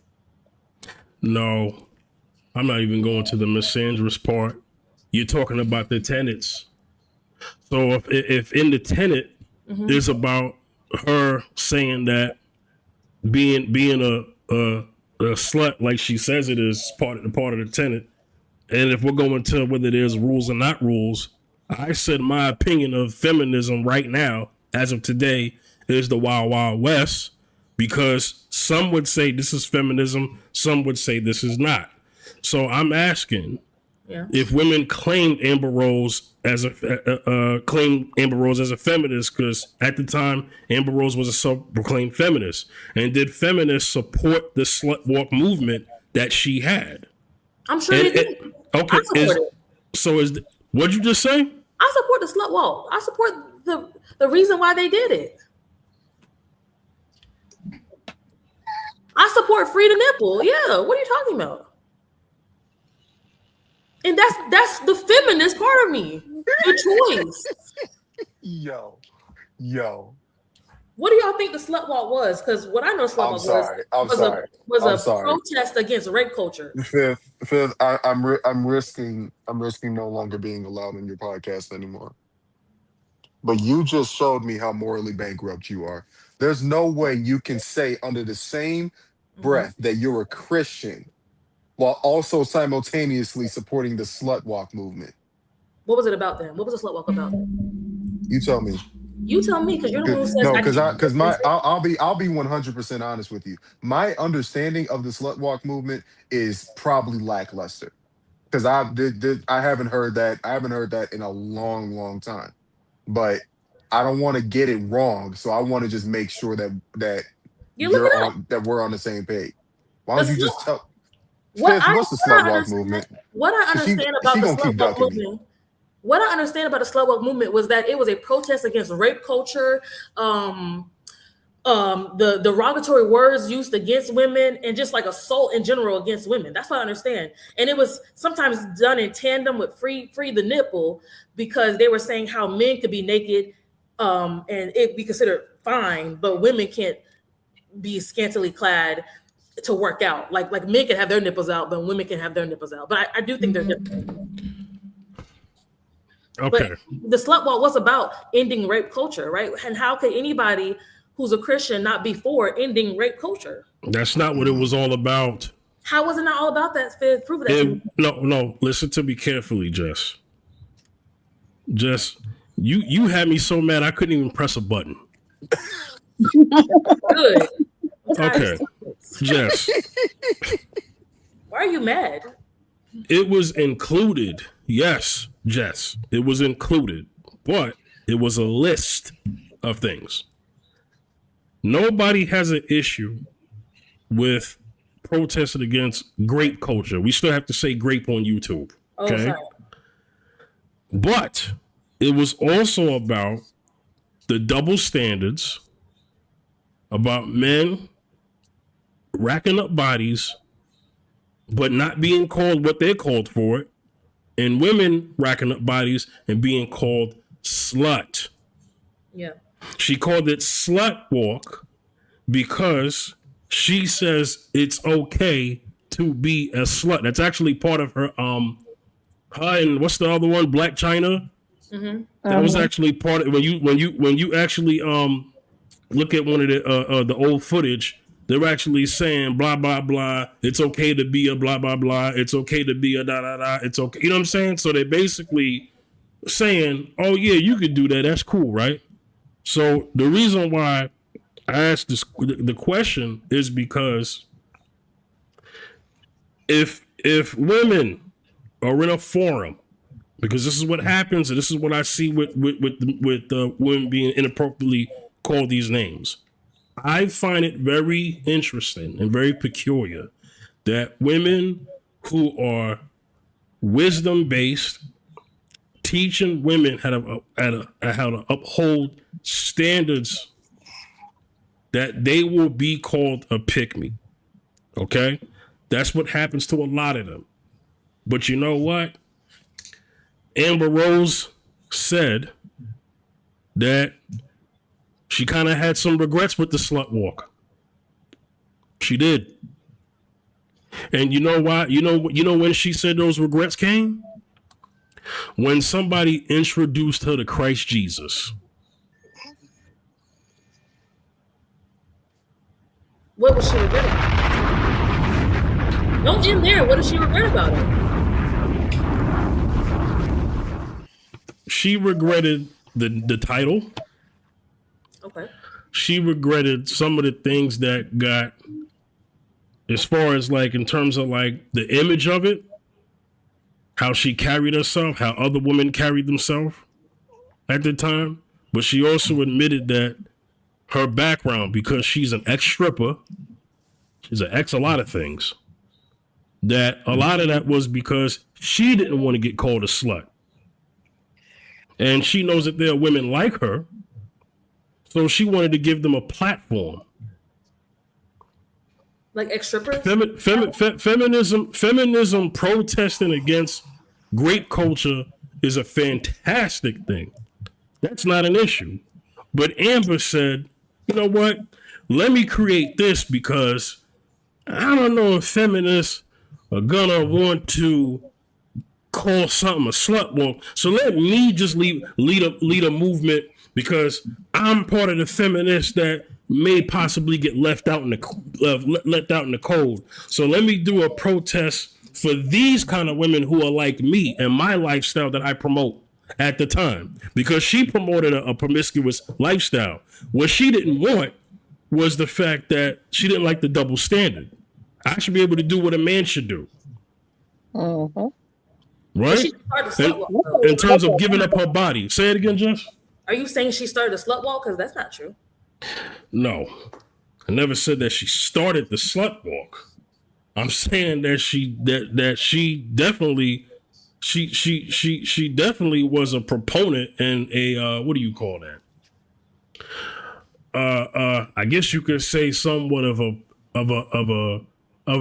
high representative and a pioneer of the slut walk in terms of the name and how she organized and stuff like that. Yes. But that's not true though, because the slut walk, from what I understand, it didn't even start in America. So how is Amber Rose being seen as the founder of the slut walk? She may have been in the not that she's a founder, she's a proponent figure of it. Right. That's why I said what I said. So the labeling, the imagery, what they did, all of the tenets you could say of the slut walk are not from Amber Rose. Amber Rose just brought a lot of eyes to something that was happening run in Canada, but then she brought it here to. I don't know if she brought it here. She was the first one to ever do it here. She was a popular figure who was doing it. Explain to me this logic. What about it started in Toronto, but it does say that she was a prominent figure in the movement, and she did it between 2015 and 2017. But guess what it says here? It says that the American version was founded by Amber Rose. Okay, cool. So what's the? Go ahead, KJ. This is my question. Mm-hmm. If the main tenet or the main point of this quote unquote slut walk movement is to be against grape culture, victim blaming, and slut shaming, which is what I found when I looked it up. What about that requires you as a woman, generally, not you specifically, Yeah. what is that? Why does that require you to express yourself in a promiscuous fashion? It doesn't require anything. It allows you to, Why would that be necessary though? Is my question. because it's unequal for a man to be called the man for being sexually promiscuous, but a woman to be called a slut for it. So Wait, I agree with you, but even still, even though it's a double standard, it's significantly less today than it once was. Men who are overly promiscuous are often seen as hoes just as much right. as a vice versa, right? So Mm. if we're being honest, right? It don't You don't think that it kind of shoots them in the foot if they're going to begin to go down this route of, we want to speak against something what is it, that is detrimental to us as a demographic, which is a culture of grape, which would essentially mean that it's become so normalized that it's basically a way of life. What about, why would we actively put ourselves in a predicament to where the messaging could possibly be muddied? So I do think, You don't see how that muddies the water when you do something like that? I mean, no. So I'm going to say no, but I do understand your point. Mila, Um, as a woman, what about you? because can I speak? KJ, put your camera down. We only see like the top of your head. Okay.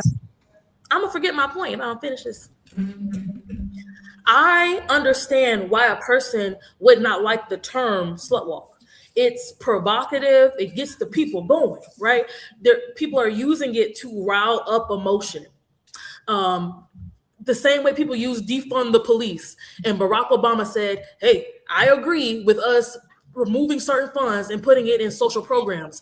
But when you call it defund the police, you're going to lose your audience. So that's the same thing I'm hearing you say, KJ. We all agree on the tenet of not having double standards, fixing grape culture, and all the things. But this label, you're losing me in the label. I can validate that while also knowing that just like people will reclaim the N word and say, well, now I'm empowered by this thing that you used to oppress me by. I get that POV. I also get why people will use the slut walk. It's provocative language that is used to oppress women. So a woman trying to take back her agency is calling something a slut walk. It's supposed to be provocative, I guess, and also ironic, to show how the double standard is inhumane. But that's something y'all could have talked about when y'all was planning this walk. Y'all could have been like, y'all should call it something else. But to say that I can't Who's support, y'all? I had nothing to do with it. no, it was a joke. She's saying Amber and them. No, I'm saying you should have been there, KJ, and been like, y'all should have called it something different. But to say that I can't be a Christian and also support what they were doing with the slut walk, I just don't think it's true, because I support getting rid of grape culture. Because it presents itself as morally bankrupt is the point that I'm making. And You actively supporting a movement in and of itself that I can't hear you no more. The sound went out, KJ. yeah. I just got an Amber alert. My bad. But Yeah, so did I. Not an Amber alert. Oh snap. Yeah, we both. Oh yeah, you in Texas too, ain't you? Mm-hmm. Yep. It's probably another kid got kidnapped. Yeah, it was. You said it so smoothly. Yeah, because that's literally what happened. These babies be getting kidnapped on the regular. Stop taking kids. They taking these kids, bro. It's crazy. It's not funny, but it's just like, oh god. This man, he wanted to say so bad. Shit happen every day, B. No, for real. Literally. That's why I'm getting out of here. I really don't like that at all. You're leaving? Yeah, he's going back to Detroit. I am You're from Detroit? What? Yeah. You coming back this way? Hey now. Want to raise. I'll leave on the 6th. Oh, that's where your job is? Your new job? My school. Oh, cool. Yeah. Okay, then what was the question you was asking me?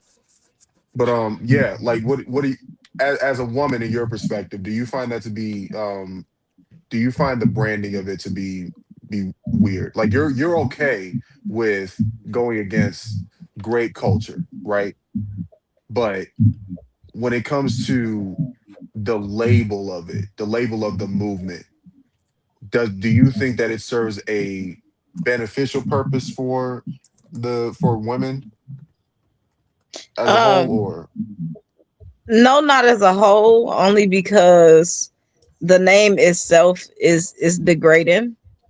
Um, Not saying that everyone that participated in it was, a part of what actually happened to her, or not saying that what she went through somebody else went through and their situation was better, but I feel like it could have been named or branded different, if that makes sense. But she didn't start it though. like this is the thing. Even though I hate the Me Too movement, Me Too was a way better political branding than Yeah. the slut walk movement. You got wild background noise for some reason. Well, I don't know why that's happening. Is that me? Let me see. Let's all mute up real quick. KJ, talk. Mic check 1 2. That wasn't you. Jessica, go ahead. Hello. All right, KJ, unmute. Mic check 1 2. Mila, unmute. It was probably me. Okay, KJ, talk again. Yeah, that's Mila. That is. Yeah, my kids got the TV up sky high. It's Let me me. see. Yeah, let me see something real quick. Let me fix something. Is it gonna let me? No, it won't.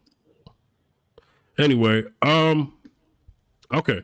So KJ, go ahead. Who's making that point? I'm sorry. KJ. Okay, go ahead, KJ. KJ, you're on mute. I was just asking if it served a purpose, like if that was not if it served a purpose, if that was the correct label for it as a woman, like looking at it from her perspective. Like maybe I'm looking at it too much from a man's POV. But she said no, and I said yes. So where does that leave you, I, KJ? I I already know why you said no. I want to know why Mila said yes. I said no Yeah, why? because, like I said, it had it been worded or branded different, not it would have. It probably would have been a bigger thing. Not saying that it wasn't big at all, but you don't bring.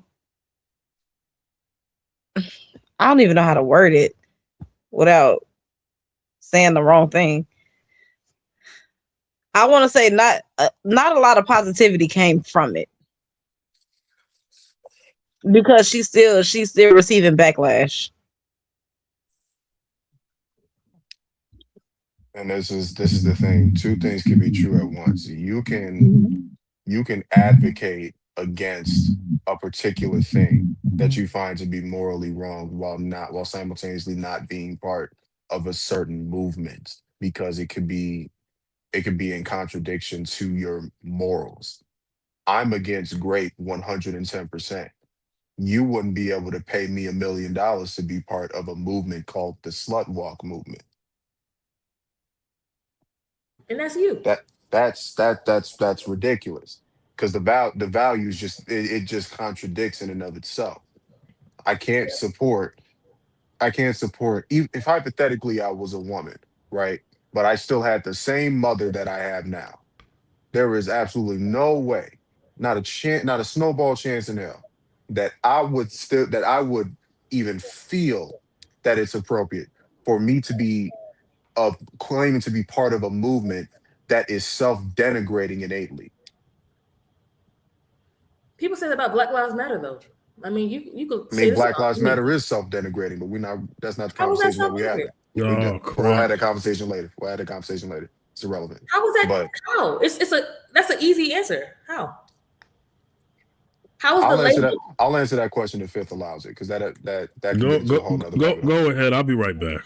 Lord Okay. Jesus. Where you going? So the reason why I know that BLM is self-denigrating is because I was a part of that movement for a minute, and this was like heading out of high school, like into up till I was like 19, 20 years old, right? So how a lot of how a lot of black people went when it came to the Black Lives Matter movement was that they, for number one, prioritized race so much that they didn't look at laws objectively to be able to determine if what it was that they were complaining about was truly a race issue like they claimed it to be. So because they prioritize making things a race issue outside of actually a making it a issue of legality, et cetera, that's where it became muddy. Also, when you say that Black Lives Matter, it implies this is just strictly based on political branding. It implies that your not only is it that your life was treated as though that your life generally doesn't matter, but it also implies that your life matters more compared to other racial demographics, which is how a lot of people took it. I'm just saying it like it is. So when I see Black Lives Matter, not even just in political branding, but in execution of what it actually did, Black Lives Matter didn't bring anything productive to the table. The only thing that they brought productive to the table was that it incentivized more police to have body cams when engaging with people, especially in more hostile situations. But the reality is that once we saw more police using their body cams, we began to see that in a lot of cases, the police weren't even in the wrong in the first place. And yet, Black Lives Matter still projects the narrative that these people were in the wrong. This case was in the wrong. Case in point, Daniel Penny and Jordan Neely, if you remember that case. Are you familiar with it? Mm-mm. Okay. Homeless drug addict dude goes on a train and starts rambling at the mouth and threatening a whole train full of women and kids. Daniel Penny, white guy, also a Marine veteran, overheard the threats that he was making on that train. One of them being that I'm not afraid to die. I'll take out everybody on this train. Daniel Penny subdued him with a rear naked chokehold. Jordan Neely ended up passing away. Due to asphyxiation. Autopsy report demonstrates that he was actually overdosing in the process of that asphyxiation as well. Fast forward and went to trial. Daniel Penny got off on self-defense because he had multiple witness testimonies corroborating that Jordan Neely was the antagonizer. This happened in New York, and this was about 4, maybe 5 years ago. Black Lives Matter took it, instead of looking at it objectively with the law, made it about race and made it as though that the law was on Daniel Penny's side because he was a white man, when literally a year prior to the Jordan Neely situation, a black man was in a similar situation in New York in a train as well. And this time he had to poke somebody because they were antagonizing him and his girlfriend. That shit didn't even go to trial. Keep in mind, the guy that poked the other guy was a black man. Black Lives Matter didn't say shit about that. Black Lives Matter doesn't say anything about the crime that happens within within the community itself, and how there's a wide variety of crime, proximity KJ, crime. watch that S word, all right? My bad. How there's a wide variety of proximity crime that happens within the community that Black Lives Matter rarely speaks out against. It only They only show up when it's a black person having a negative interaction with a white person or any other racial demographic that isn't black, or a police officer. Fundamentally inconsistent movement that has proven to be more detrimental to the community as opposed to it actually bringing positive change. Okay. Well, I mean, I can definitely disagree with you on a lot of things. However, the thing you just said about the branding is my whole point. And so I do want to stay there because we're talking about function when you're talking about what they do or do not do effectively when it comes to black on black crime. And that's not my point. My point is when somebody hears Black Lives Matter, they have a reaction to it, an emotional reaction to it. It reads to them as a certain thing. Like you said, people hear Black Lives Matter, they think, oh, well, that means Black Lives Matter more. No, you added that in based on your individual interpretation of that, right? Because that's not what there's no more word in there. You read that into that based on how you interpret it, not you, KJ, the person who has that feeling. And so what I'm saying is that's the same thing when it comes to the slut walk, when it comes to defund the police, when it comes to really any label. You will have to understand that everybody's going to perceive that differently. But I do not disagree with a movement using provocative language to get people's attention. I don't, because people do it all the time for other things. And I believe in the opportunity of choice. I don't think just because I'm a Christian that I should tell people what to do with their bodies, that they can't be out here gang banging. Not gang banging, is that what I'm trying to say? The banging that they do. That you should have a choice whether to do that or not. I should be example to you of how Jesus is better, treating your body as a temple is better, but I shouldn't take away your choice. So if the slut walk is using provocative language to talk about women's choice being taken from them, I don't know how we're trying to get so myopic about, the branding. Like, but what is the branding talking about? What is it talking about? What was the goal? The branding matters because you're gonna speak on that issue. You're gonna want to at least try to appeal to the people, to the masses with that. You don't do anything just appeal. You don't do it just appealing towards a particular demographic. Make no mistake about it. Black Lives Matter went pretty over for the Black community, but when it came to other racial demographics, white people didn't pertain to it pretty well. Asians, Latinos, every other demographic didn't. No, I'm serious. If you look it up, you look up the retention. You look up the retention rate of Black Lives Matter. It's not that high in every other demographic compared to Black people. So the reality is that if you're going to come up with a political branding like that, at least come up with an incentive to bring people towards that movement that you're starting. Black Lives Matter didn't do that. It just came out of the woodworks and just started going gung-ho on everybody. The system is racist, the system is against Black people, blah, blah, blah, blah, blah. And then as time gradually goes on, you see more and more how inaccurate that statement is. But it is racist, though. The system does have racism embedded into it in a lot of different ways. It gets into a whole separate conversation. Yeah, that's different. All right, let me say something. All right, off of that movement, because it's not as grassroots as we found out to be. It was definitely a plant. That's my issue with BLM. It was a plant. It wasn't as grassroots as the Million Man March. It wasn't as grassroots as the Million Family March. It wasn't as grassroots as the Million More March. Those I can get behind. But BLM was a plant. So that's the reason why I have my issue with the organization itself. Okay? So I want to get off of that.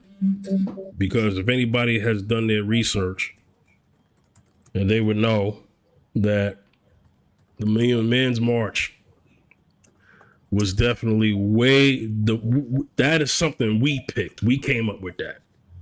We coined that. The community picked that. The biggest misconception is that was MLK's coin. No, it was not. Exactly. So anyway, my bad, Mila. You had a question because you got to go soon, and I got to wrap this up, and I want to get to Jess's question that she had in the private chat. Go ahead, Mila. No, that's what I was referring to. The question in the private chat. Okay. Okay. All right. So I had a topic on TikTok, and that was should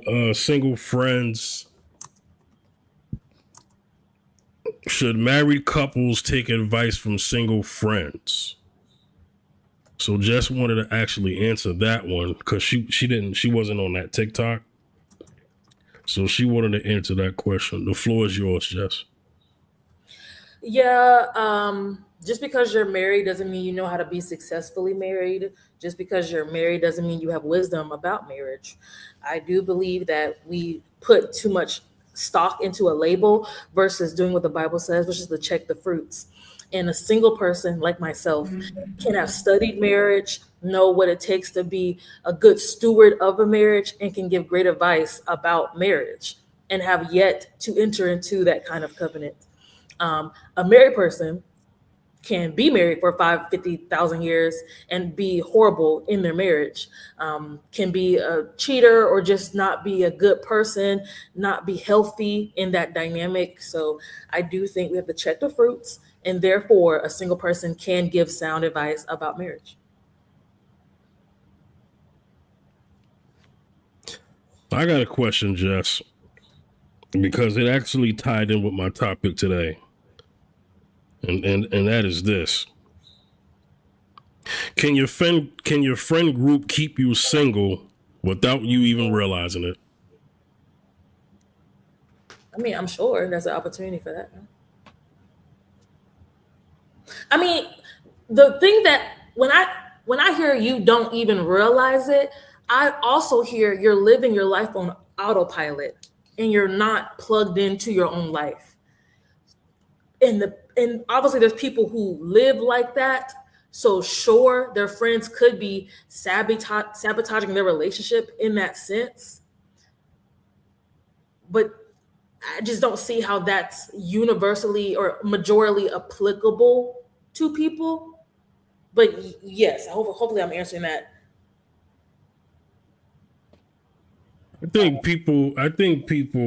married couples should keep all of their business private. Every last piece and ounce of their business. They shouldn't even tell their parents. What about therapists? Only if they're together. Okay, so if they're trying to work on their marriage. Yeah, if it's marriage, if it's couples therapy. Yeah. Yeah, But that's if what it's you would do couples therapy. with a friend, though, right? You're trying to get advice on your marriage to help it, not to tear it down.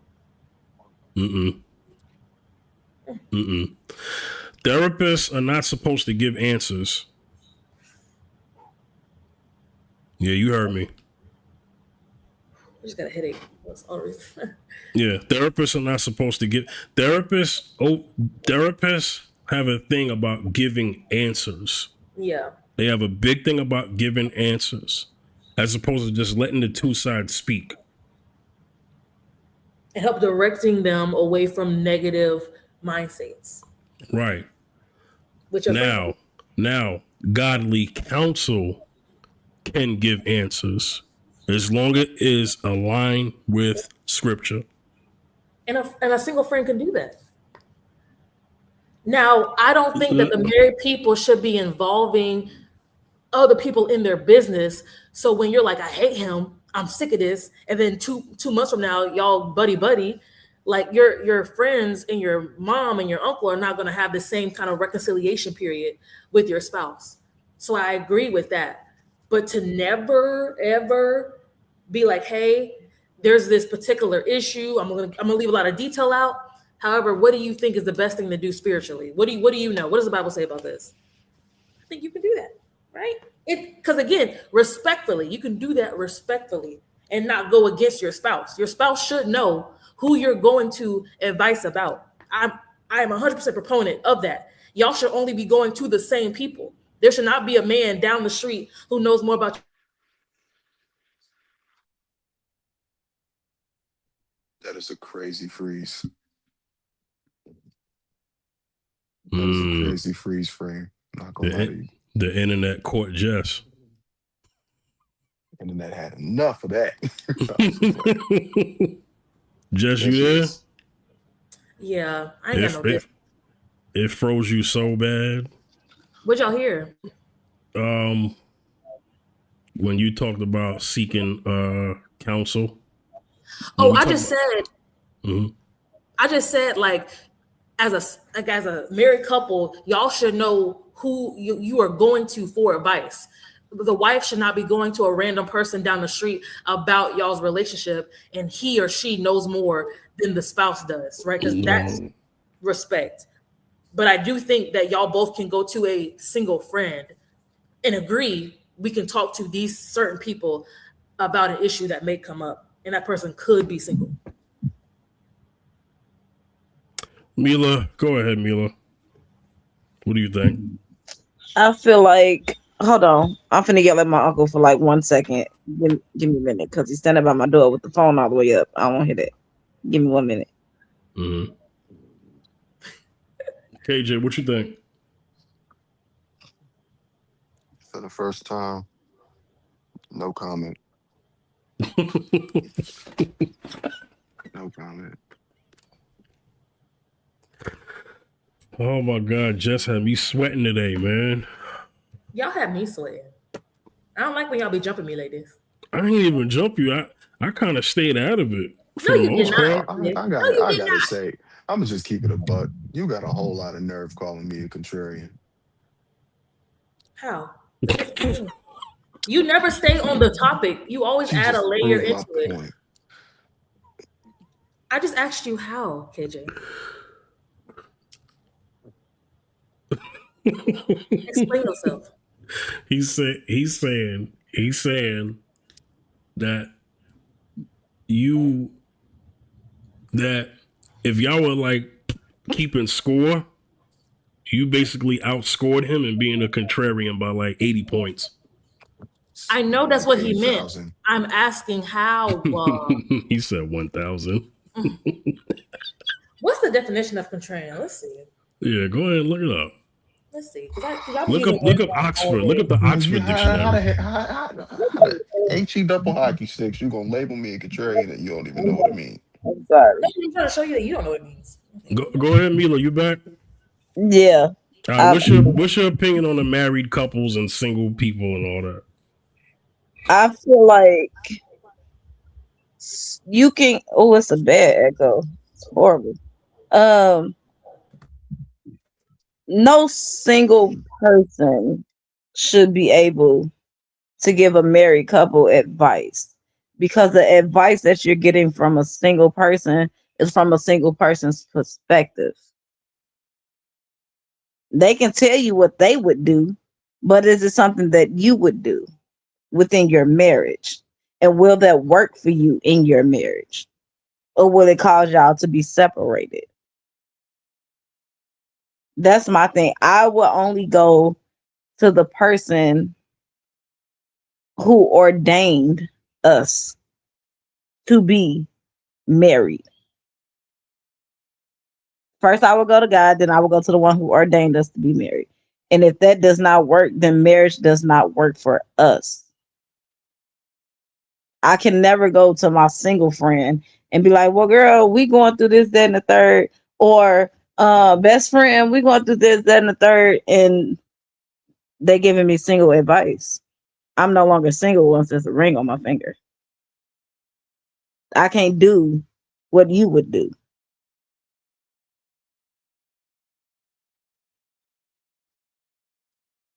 I could rock with that. Yeah, I could rock with that. I personally stay out of single couples business. Married couples. If you're married, I typically stay out of that. You know what I'm saying? Yeah. You know, that's what I choose to, because I definitely don't want to be an asunder to somebody's marriage with something I may say. Okay, so I definitely don't want to. I keep a distance, even when asked. I remember when a married couple asked me for advice, and I was like, I've never been married before. Maybe you feel better asking someone who's been married before, at least. I never even been married before. So I look at the people who used to be married differently from the people who've never been married, giving advice to married couples. I also look at that a different way too. Go ahead.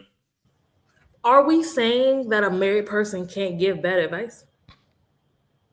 No. We ain't That's saying why that. that's why I said what I said. I wouldn't go to another married person for advice because what works for them only works for them. It But, don't work for everybody.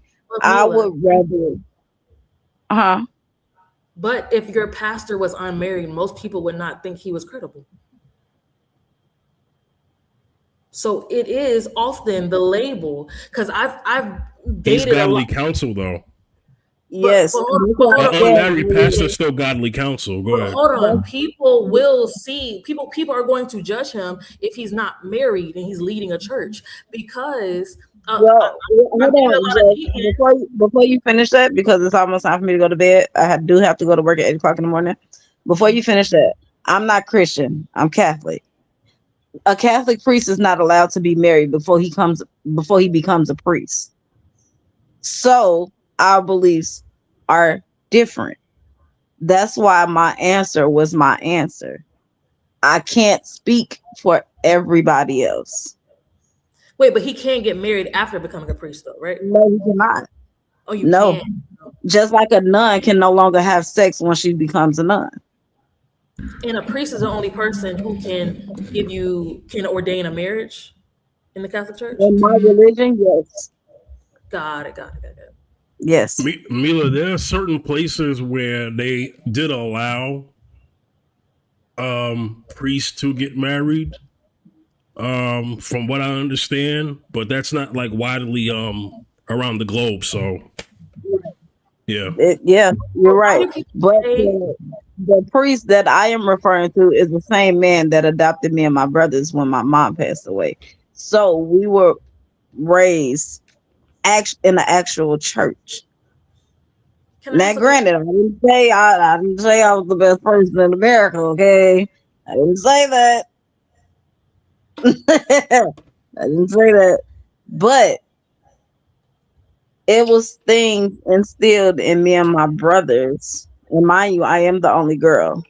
That things a married couple should do and should not do, who they should get counsel from and who they should not get counsel from, and so forth. So I was never told to, hey, your friends are single. Once you get married, make sure you take advice from your friends. I was always taught, pray about it. If that don't work, go to the person who ordained you. If that don't work, try counseling. If counseling don't work, you don't need to be there. Because your friend ain't gonna save your relationship. What can your friend do? What can your friend do in your relationship that you can't do in your own relationship? Give you perspective you don't have because you're too close to the situation. And it's happened so many times. But you gotta think about it. It's your friend. Your friend knows everything because you're constantly going to them. Yeah, that's okay. The friend having a good impression of the husband is a very different conversation if the friend can give sound marriage advice. Because I'm not a proponent of you trauma dumping all your marital woes on your friend and expecting them to have a good view of your spouse. I'm saying the single friend can study marriage, also be reading the same Bible, also give you good godly counsel, even in their singleness, because the label doesn't attach to the wisdom. And how much of the Bible did that friend read to be able to give you sound advice? How much attention did your friend pay to you when you were complaining about what you and your significant other was going through? How many times did you have to go to your friend before you got the sound advice that you really needed before y'all called it quits? I feel like I couldn't answer that in everybody's situation, but there is a universal truth that the single friend could have sound advice. How you can determine that is nuanced based on checking that friend's fruits. But I don't think that still negates the point that a married person can give you bad advice about marriage and a single person can give you good advice about marriage. And that's my overarching point. What's the probability? If a single person has never been married, how can you give me advice? Because I study marriage. You know what's good. Like, I know that calling your wife a bitch is not good for marriage. I don't have to be married to know that. I know that you not coming home when you say you coming home is bad for marriage. I don't have to be married to know that. The same way I don't have to be a parent to know that you beating your kid upside the head every day when they come in the house is probably bad parenting. So there's just some universal things, wisdom the Holy Spirit gives you. It's not directed at a label. And we are often too worried about the label. And the Bible talks to us specifically about not looking at the outward appearance, but looking at the heart. In 1 Samuel, it talks about looking at the heart. So all I'm saying is check the fruits of this person in any context, whether they're single or married, before you go to them for sound advice. Because a married person can be in the streets, acting single, doing what they want to do, and they can also give you bad advice. I agree, but at the end of the day, like I said, I think Fifth, were we on TikTok when I told you this, or were we on here? One of my friends only got married because I was married, but didn't ever know that I was going through a divorce. You said that on Now TikTok. she regrets it because she wants to get a divorce. Because she thought my marriage was happy-go-lucky and lucky charms and over the rainbow, and there's a cloud there full of Fruit Loops and kids and stuff. No, that's not what it was. She only did it because I did it. But mind you, I've been married for 10 years. I've been with this same man since I was 16 years old. She met this man 2 years ago, almost, and married this man this year on New Year's. Wait, so when did you marry And your she husband? regretted. 10 years ago. On Easter. Okay, so can I ask why you brought up the 2-year thing if you married your husband, from what I'm hearing, earlier than she married? Because of the simple fact, all she seen was him. Oh, my wife this and my wife that. She never knew what was going on behind closed doors. Mind you, I never disclosed anything that was going on behind closed doors to her. All she seen was the niceness. She found somebody to be nice to her. And then she was like, I'm going to marry this man. I got this man, baby. Woo, woo, woo. And had the baby. And right after the baby's born, they got married. And now she regretted. Why you didn't tell me being married was this stressful? Or why you didn't allow me to tell you that being married was stressful. You didn't ask me if being married was stressful. You didn't think that he was going to stop doing exactly what he was supposed to do as a man and let it all fall on you. Because now you stuck paying 2 condos. Now you stuck taking care of 2 kids. Now you stuck paying rent, paying bills, and all that. Mind you, when I was married, I didn't have to do all that. So y'all's marriages are intrinsically different. They are, but she thought on the outside, everything is fine. But behind closed doors, it was a lot of everything. But that's what I'm saying. Like, a married person can only give somebody advice about what works in their marriage. There's going to be a level of short-sightedness even in that sound advice, because this works for me and my spouse, but you and your spouse have a completely different personality. It may not work. And so all I'm saying is there's a lot of nuance that we're missing when we try to say only the married person could give sound marriage advice. And really, that's my whole thing. And I do think that it's better to be single than in bad company. So if she need to cut her losses, please be her friend and let her know that it ain't worth it. Listen, you ain't got to tell me twice. I've been telling her this for the past 7 months. She don't want to listen to nobody. So be it. She wants to, but she's scared because they have a child together. And unlike me, I don't like the government. I don't believe in child support. I don't do none of that. I feel like if I have it, I'm supposed to do it. I don't like the government for nothing in the world. I don't want your child support. And if we're not together, don't come around me and don't call me if it ain't got nothing to do with your kids. But she's scared of what? Doing it by She's herself? scared to do it by herself with 2 children. Her oldest child is about to be 9. And she just had a baby, and her baby will be 1 this year. But she's already doing it by herself, though. According to her, he helped when he wants to. So basically, she's not doing it by herself. And So this she, is what I'm trying to get her to understand. I can't give you advice because if I can't take my own advice, I'm not going to give you the advice. I have to be able to accept my own advice before I give it out. Because if it don't work, why would I tell you to do it? but we know that she's in a situation where she's comfortable, but she doesn't have the courage to do what is right.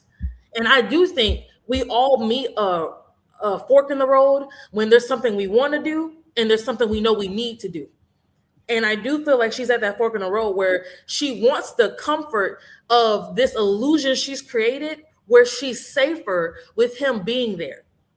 But she knows he's not an equitable and active partner. So she is actively doing it by herself most of the time. She may have to delegate him to help, but he doesn't have the initiative he should have. She knows he disappoints her at every turn.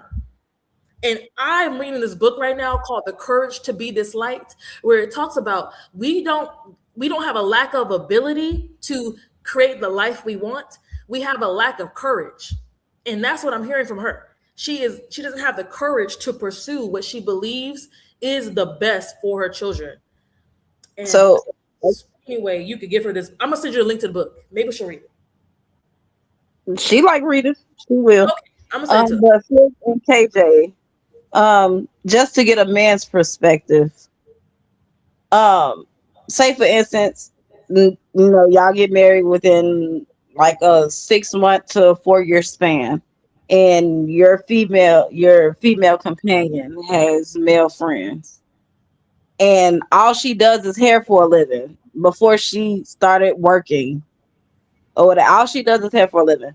Would you tell her that she couldn't do hair anymore, even though she were doing male men hair and kids hair and women hair? Would you get mad at her for being on all day doing hair, but you're on the phone with her every time she's at a different location?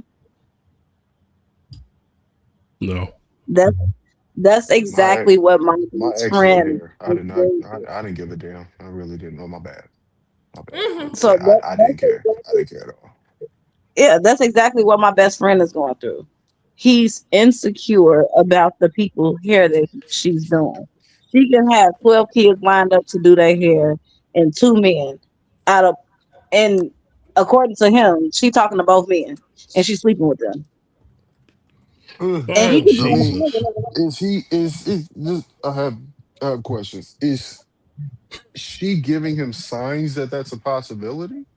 no, she's on the phone with him the whole time. Cause So when then I he's call just her, insecure. I'm on the line with him. I'm gonna call you back. Let me FaceTime him back so he don't think I'm doing nothing. It's always Yeah, a FaceTime call with him. he's just insecure and it's a skill issue. Okay, that's what it sounds like to me. And this is Sucks to be why him. I can't give nobody advice. Because if you're gonna be insecure with me and you know I was doing this before I met you, there's no point of us being together. But that's Right. sound advice, Mila. Why would you say you couldn't give her advice on that? Because that's the right Because thing. I've Because that should said be that to common her sense. Why would that before, and require she advice? still went on and married this man, had a baby with this man, moved in with this man, fought her mama over this man. That don't mean you can't still give her advice, though. Again, I'm It not does. saying She that gonna you. be hard headed. She got to I'm not learn the saying hard that you way. should come into the house every time and be like, just so you know, you didn't lead this man. I'm not My saying that. I'm my saying when she opinion is comes, valuable, and I have 2 little girls that I'm gonna raise, but and that's they all gonna know I'm the ins saying. and outs. I'm When not. she if I she can't. comes to you, Go ahead, Jess. I'm sorry. I'm saying if she comes to you, I am saying you could be a I don't I'm, cul-de-sac is not the right word, but you could be a source of good sound advice just to give her a perspective. Obviously, I know she's not necessarily fertile ground because a lot of different reasons. Maybe she feels kind of like bad about making that decision. She's insecure now about how it looks for her marriage to be failing. So her pride is getting in the way of her seeking out help, all those things. I'm just saying for you, I don't think you should say this is why I don't give out advice, because you could be put in a position where she is asking for it. And I do think you should take that opportunity. Like I said, just it don't matter how many times I take the opportunity. The advice is never you. But you could be I planting a rather seed though, give Mila. no, but I'm not, because she got mad. She got mad at one of our friends because she went from fuck sorry sir. Sorry. She got mad at one of my friends because she went from freaking Kentucky to Texas to be closer to her boys. Like, you can't dictate what somebody is doing with their life. You can't be mad at this girl because she wanted to move to a different state to be close to her kids.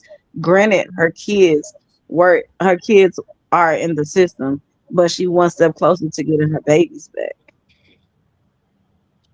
You can't be mad at that. You have a whole life up here that you need to control. You trying to control somebody else's situation. You can't do that.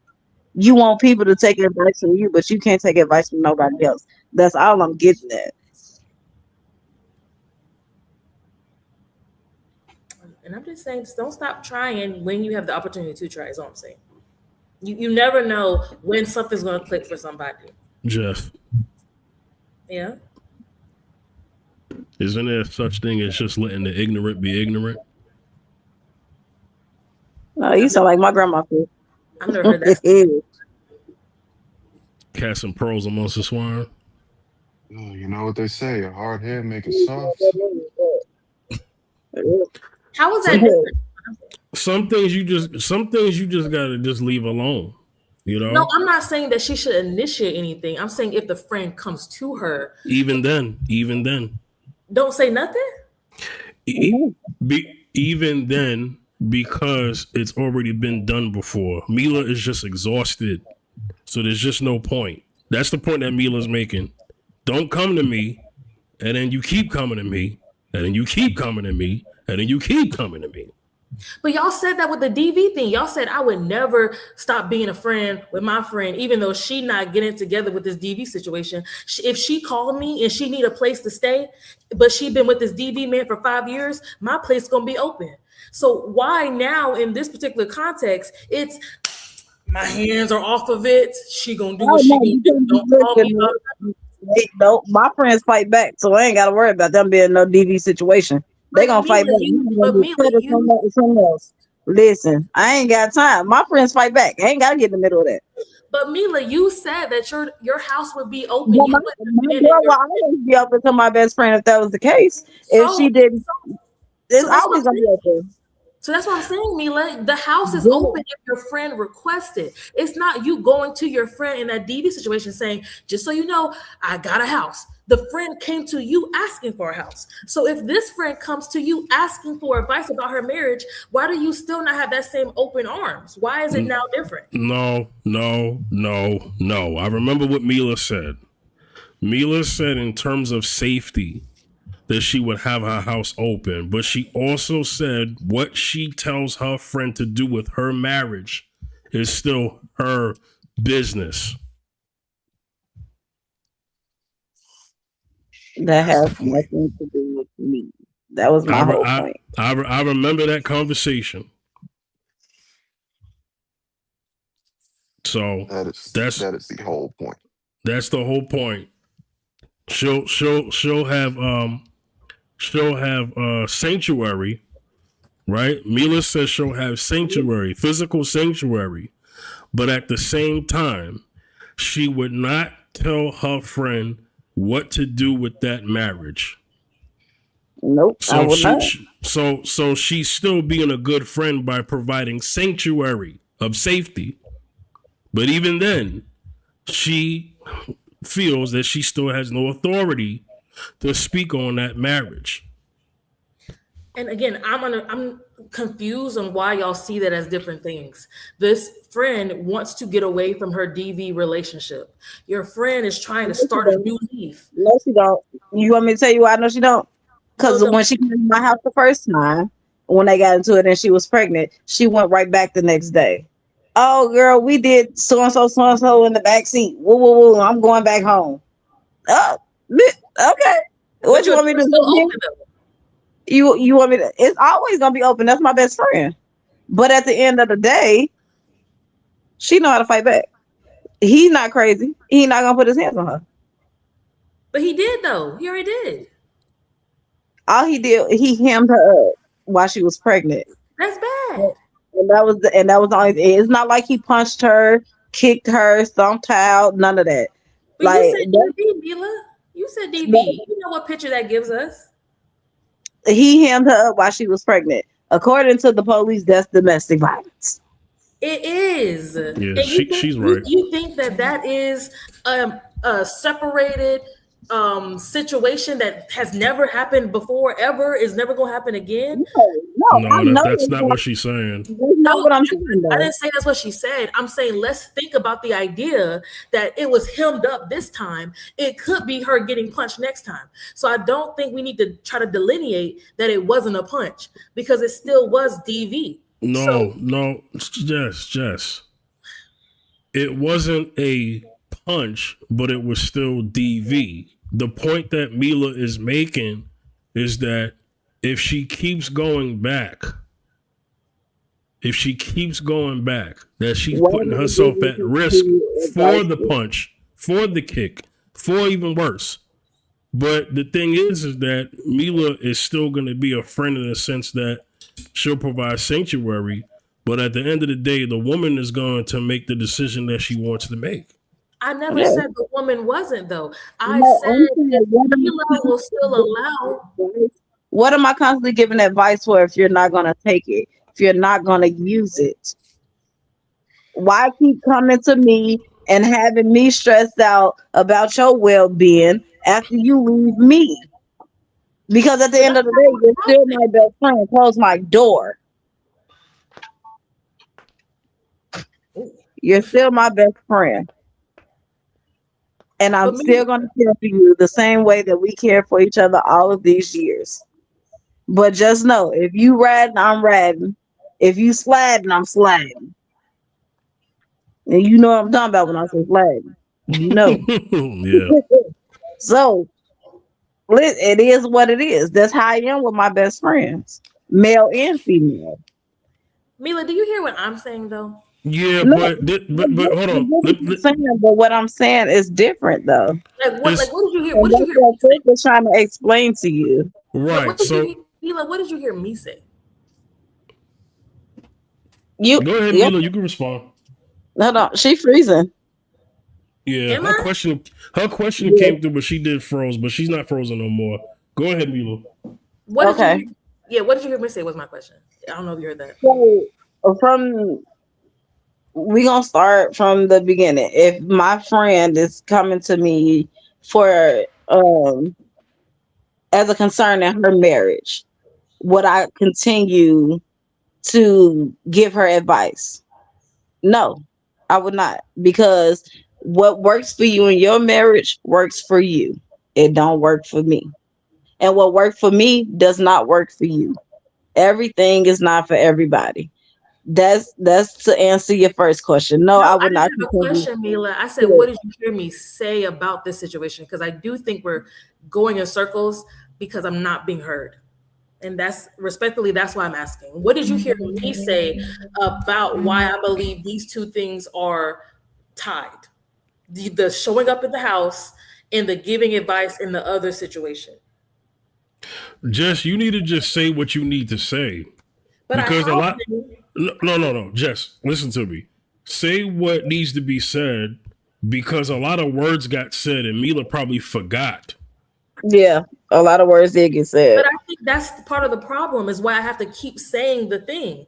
I understand Mila's point that you can't make her do anything and you're still going to be her friend regardless of if she can fight or not, because if she needs a place to stay, that will be your sanctuary. And you also know that there's no reason to get involved with this other friend who got a marriage she hates because you tried to tell her, but she still got married and had this second baby. I heard all of these details, and I know that when I'm responding to you, I feel like because people don't hear what I said, that when they respond to me, they're just retelling me what they've already said. But that's not how a conversation can work, though, because I heard what you said, and I'm responding to what you said. So what I said was, it's not about what the friend does or does not do. I see that you opening up your house in this DV situation, whether your friend stays at your house or they leave, as you said before, she came to your house and she left and was having smacks in the back seat of the car. You said you would still open up your house to her. So that's still an out she has if she wants to take it. What I'm saying is, how is that not the same thing as your friend, if she ever gets the courage to leave her marriage, comes to you and says, hey, can you give me some advice on this? To me, those are very equal things of how you're still being a sanctuary to your friend in different ways. But y'all keep saying they're different. Okay, so if she was to leave her situation and say, hey, friend, I need to stay with you for X amount of months until I get my stuff together. Fine. Is that man still in play?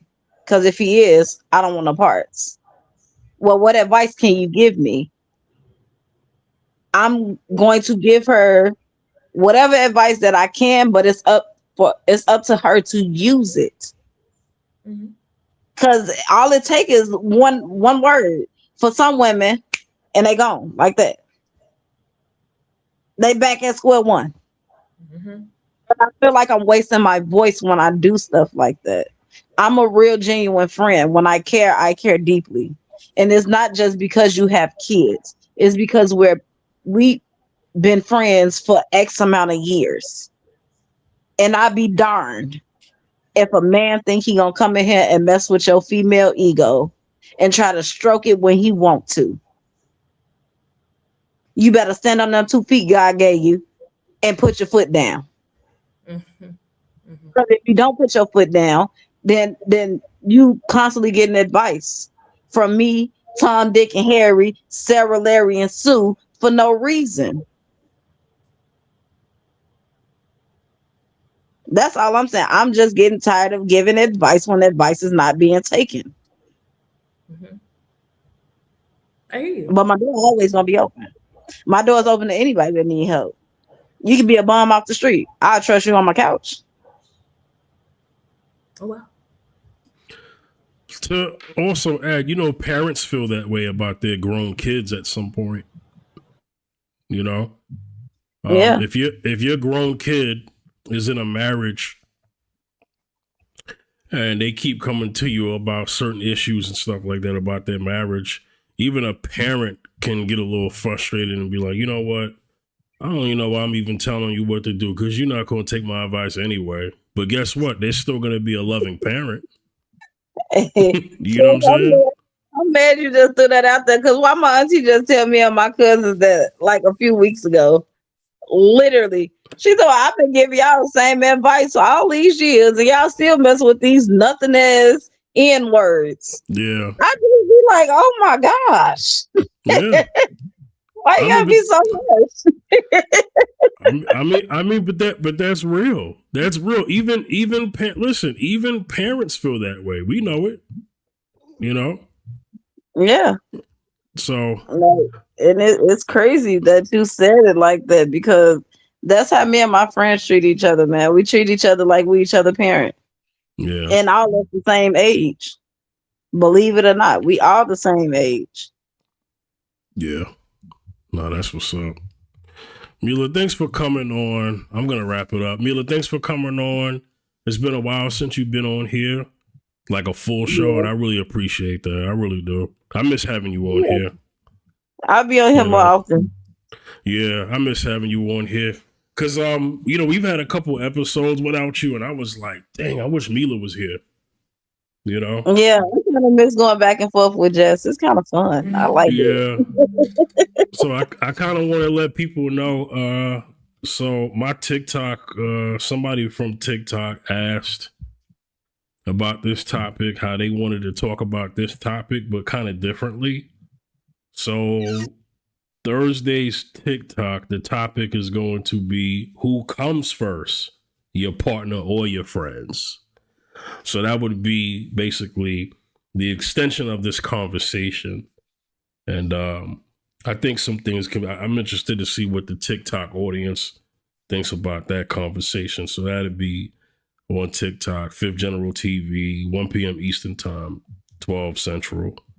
Let me get everyone's final thoughts, because I'm done. I've been sitting in this chair for too long. Mila, I don't know how I'm gonna do this 12-hour stream July 19th. This is why I'm this one. Yeah, that's why You I'm don't glad. sit in that That's why I'm glad. That's why I'm glad I got y'all help. Because you're gonna start it off the first 3 hours, and then Beyond is gonna come in on the second 3 hours, and then Zacchaeus is gonna come on the 6 to 9 joint, and then I'm gonna just finale 9 to 12. But I'll be throughout the stream, but there'll be times where I'll have to just kind of leave and go to the kitchen, get something to eat, stretch, do whatever it is that I can. You better. Yeah. And I'm gonna do it from the computer. I'm not gonna do it from the phone, because that's a lot on the phone to be like used. You know? Yeah. But what I'm gonna do is, for that night, I'm gonna do it on the phone. So that'll be July 19th from 12 p.m. to 12 a.m. Eastern Time. Streamathon. We're gonna have multiple topics. Never going live on a Sunday before. I think I'm gonna get a good audience pop up, because a lot of people are off work on Sundays. I'm glad I'm going first, because I'm in the car and truck club, and our club set to be on Sundays. So. Yeah. Okay. No, that makes sense. Makes sense. They start at 5 my time, so I gotta make sure that I'm there on time, so I won't get no fine. Yeah, that makes sense. Today was a good show. Jess, you know how we do. It's entertainment. It's not personal. If you see my face a couple times, He ain't had no more buttons to press, Jess. That's why it's all love. It's all love, Jess.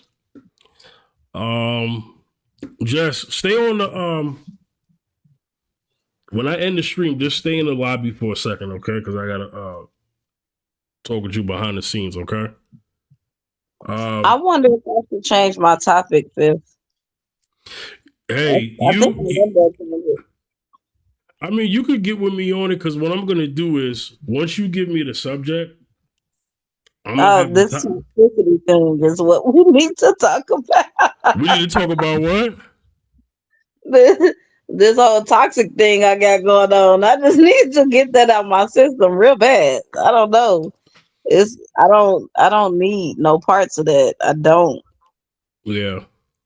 Hopefully, if I talk about it to the right crowd, I'll be able to get it out of my system. Well, whatever it is, you let me know, and I'll lock it in. Beyonda hasn't gave me his topic yet. Zacchaeus gave me his topic, and that's going to be interesting for TikTok, because it's something that me and him talked about on our podcast when we started it back in 2017, and he wants to bring that to the panel. That's going to be very interesting. Yeah, is KJ gonna be on it? KJ's definitely welcome to come through always. I'm sure KJ, your Sundays are okay, right? KJ will pop in. Yeah. I think I don't know what Justin's Sunday nights are like. Okay. But if Jess has time, I'm sure Jess is always welcome to come up. For the stream, the super stream? Yeah, back Yeah. in July 19th, that Sunday. Yeah, I'm just afraid to commit to that because I might be available. Yeah, well, you No, don't that's have what I to. said. Are you gonna be able to pop in? She means Like, you're gonna join the discussion. Yeah. If I am able to pop in, then I will let you know that I can help mod that section. Because I wouldn't just pop in and then leave. If I'll be there to help yeah, you. the back and Okay. forth. Okay. But I think yeah, I think that highlight of the show was the Amber Alert and how nonchalant me and Fifth was about it.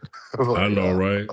He another. Dang, that's kind of bad too. He said, It's "Yeah, it's somebody it's kid." ain't that Dang. bad? Ain't that terrible? Hey, That's I thought terrible, Kid man. was gonna say it's just another kid, B. I was gonna say, Yo, It's whoa.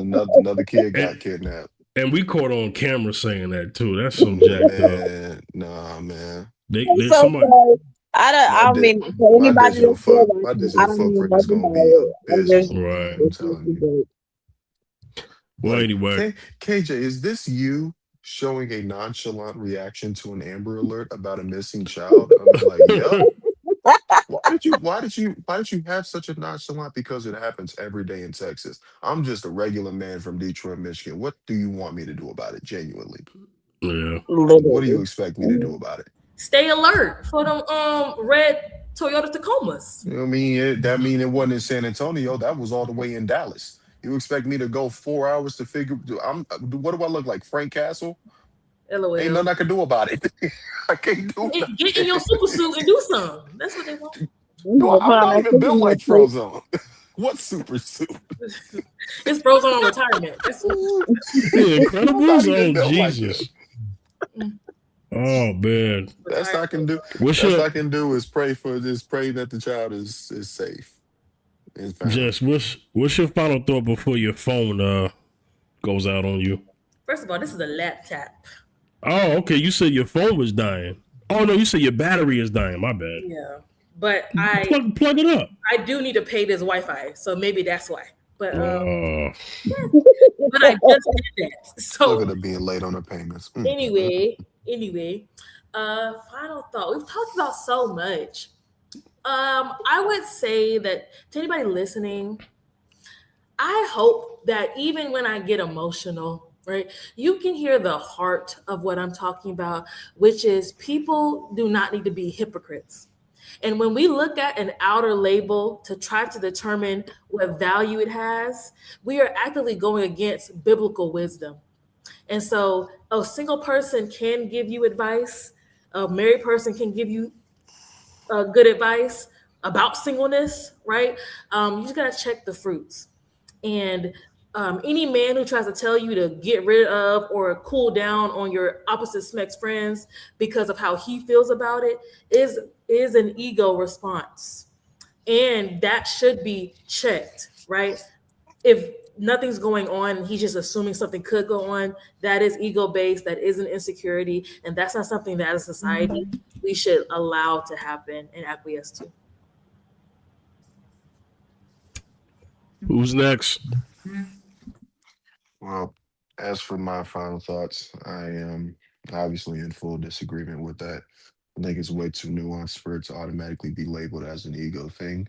But particularly for my age demographic, as we are the new generation of adults, um, please be cognitive of your partner's boundaries at all times. Um, I'm not saying, I'm not just saying, communicate as the general taboo statement. Like, literally, you have to communicate with your partner. Nobody should know you better than your partner. I don't care how long you knew your friends. I don't care how good your relationship is with your parents. When you are with a person long term, when you lay in the same bed with them, they should know the ins and outs of you. That's just the truth of the matter. No secrets ought to be kept. So I stand by my initial statement, as a man, and to the men, maintain your peace. Don't allow your friendships to cause a detriment to your relationship so much so that you miss somebody that could truly be the person that was sent to you for a better cause, for a better purpose. Um, and yeah, I'll leave it there.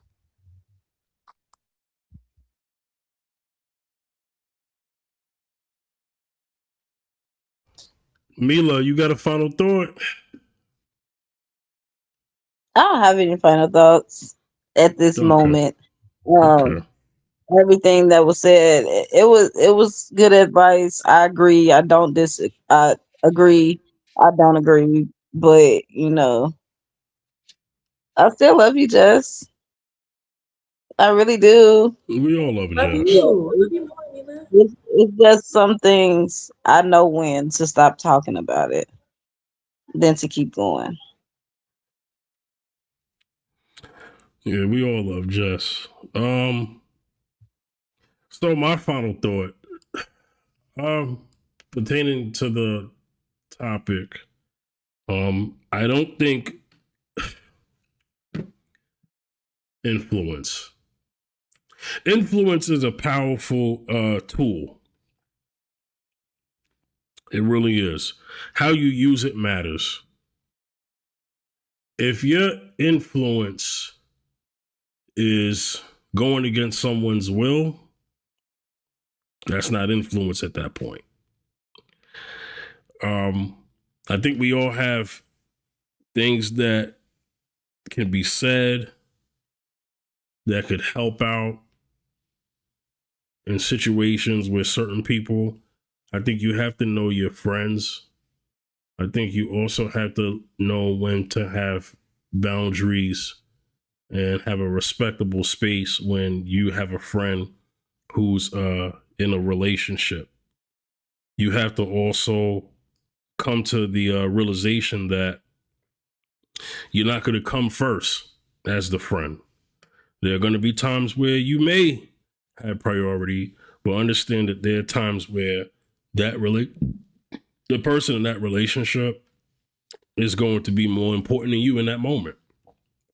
And I think especially when they finally tie the knot, you need to fall all the way back because they have now become a union.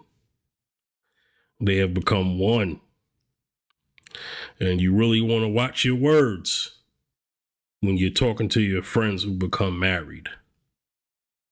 I think it's best to mind your business. That's just my opinion. Because when you don't, you could literally become the bad guy. And nobody wants to be the bad guy. And, maybe, just maybe, there's another way to have this conversation because I forgot to bring in the picture what happens if you catch your friend's significant other cheating. Should you say something or should you mind your business? They didn't see it, but you saw it. That's I'm probably saying a something. topic for another day. And I will save that for another day. So I put that in my final thought for a reason. Right? So anyway, I want to thank everybody for coming in today. Fifth at Night every Monday, 8 p.m. Eastern Time, 7 Central on Fifth General TV, YouTube. Hey, everyone, let them know where to reach you. Let them know what you're doing. Mila, go ahead. Go ahead. Your Twitter, not Twitter, but your TikTok. I don't know if you got a Twitter, but your TikTok or your IG, whatever. Go ahead. Be on Twitter, but any anybody that need sound advice that's willing to take it and not play with it, you can find me on TikTok at Lovely Mila. Mila with 2 A's. that it? That's what I'm talking about. KJ, brother, where you at, KJ? I'm here. I'm here. All right, let people know where to Yes. reach you, brother. You know it's underscore KJ on TikTok and YouTube.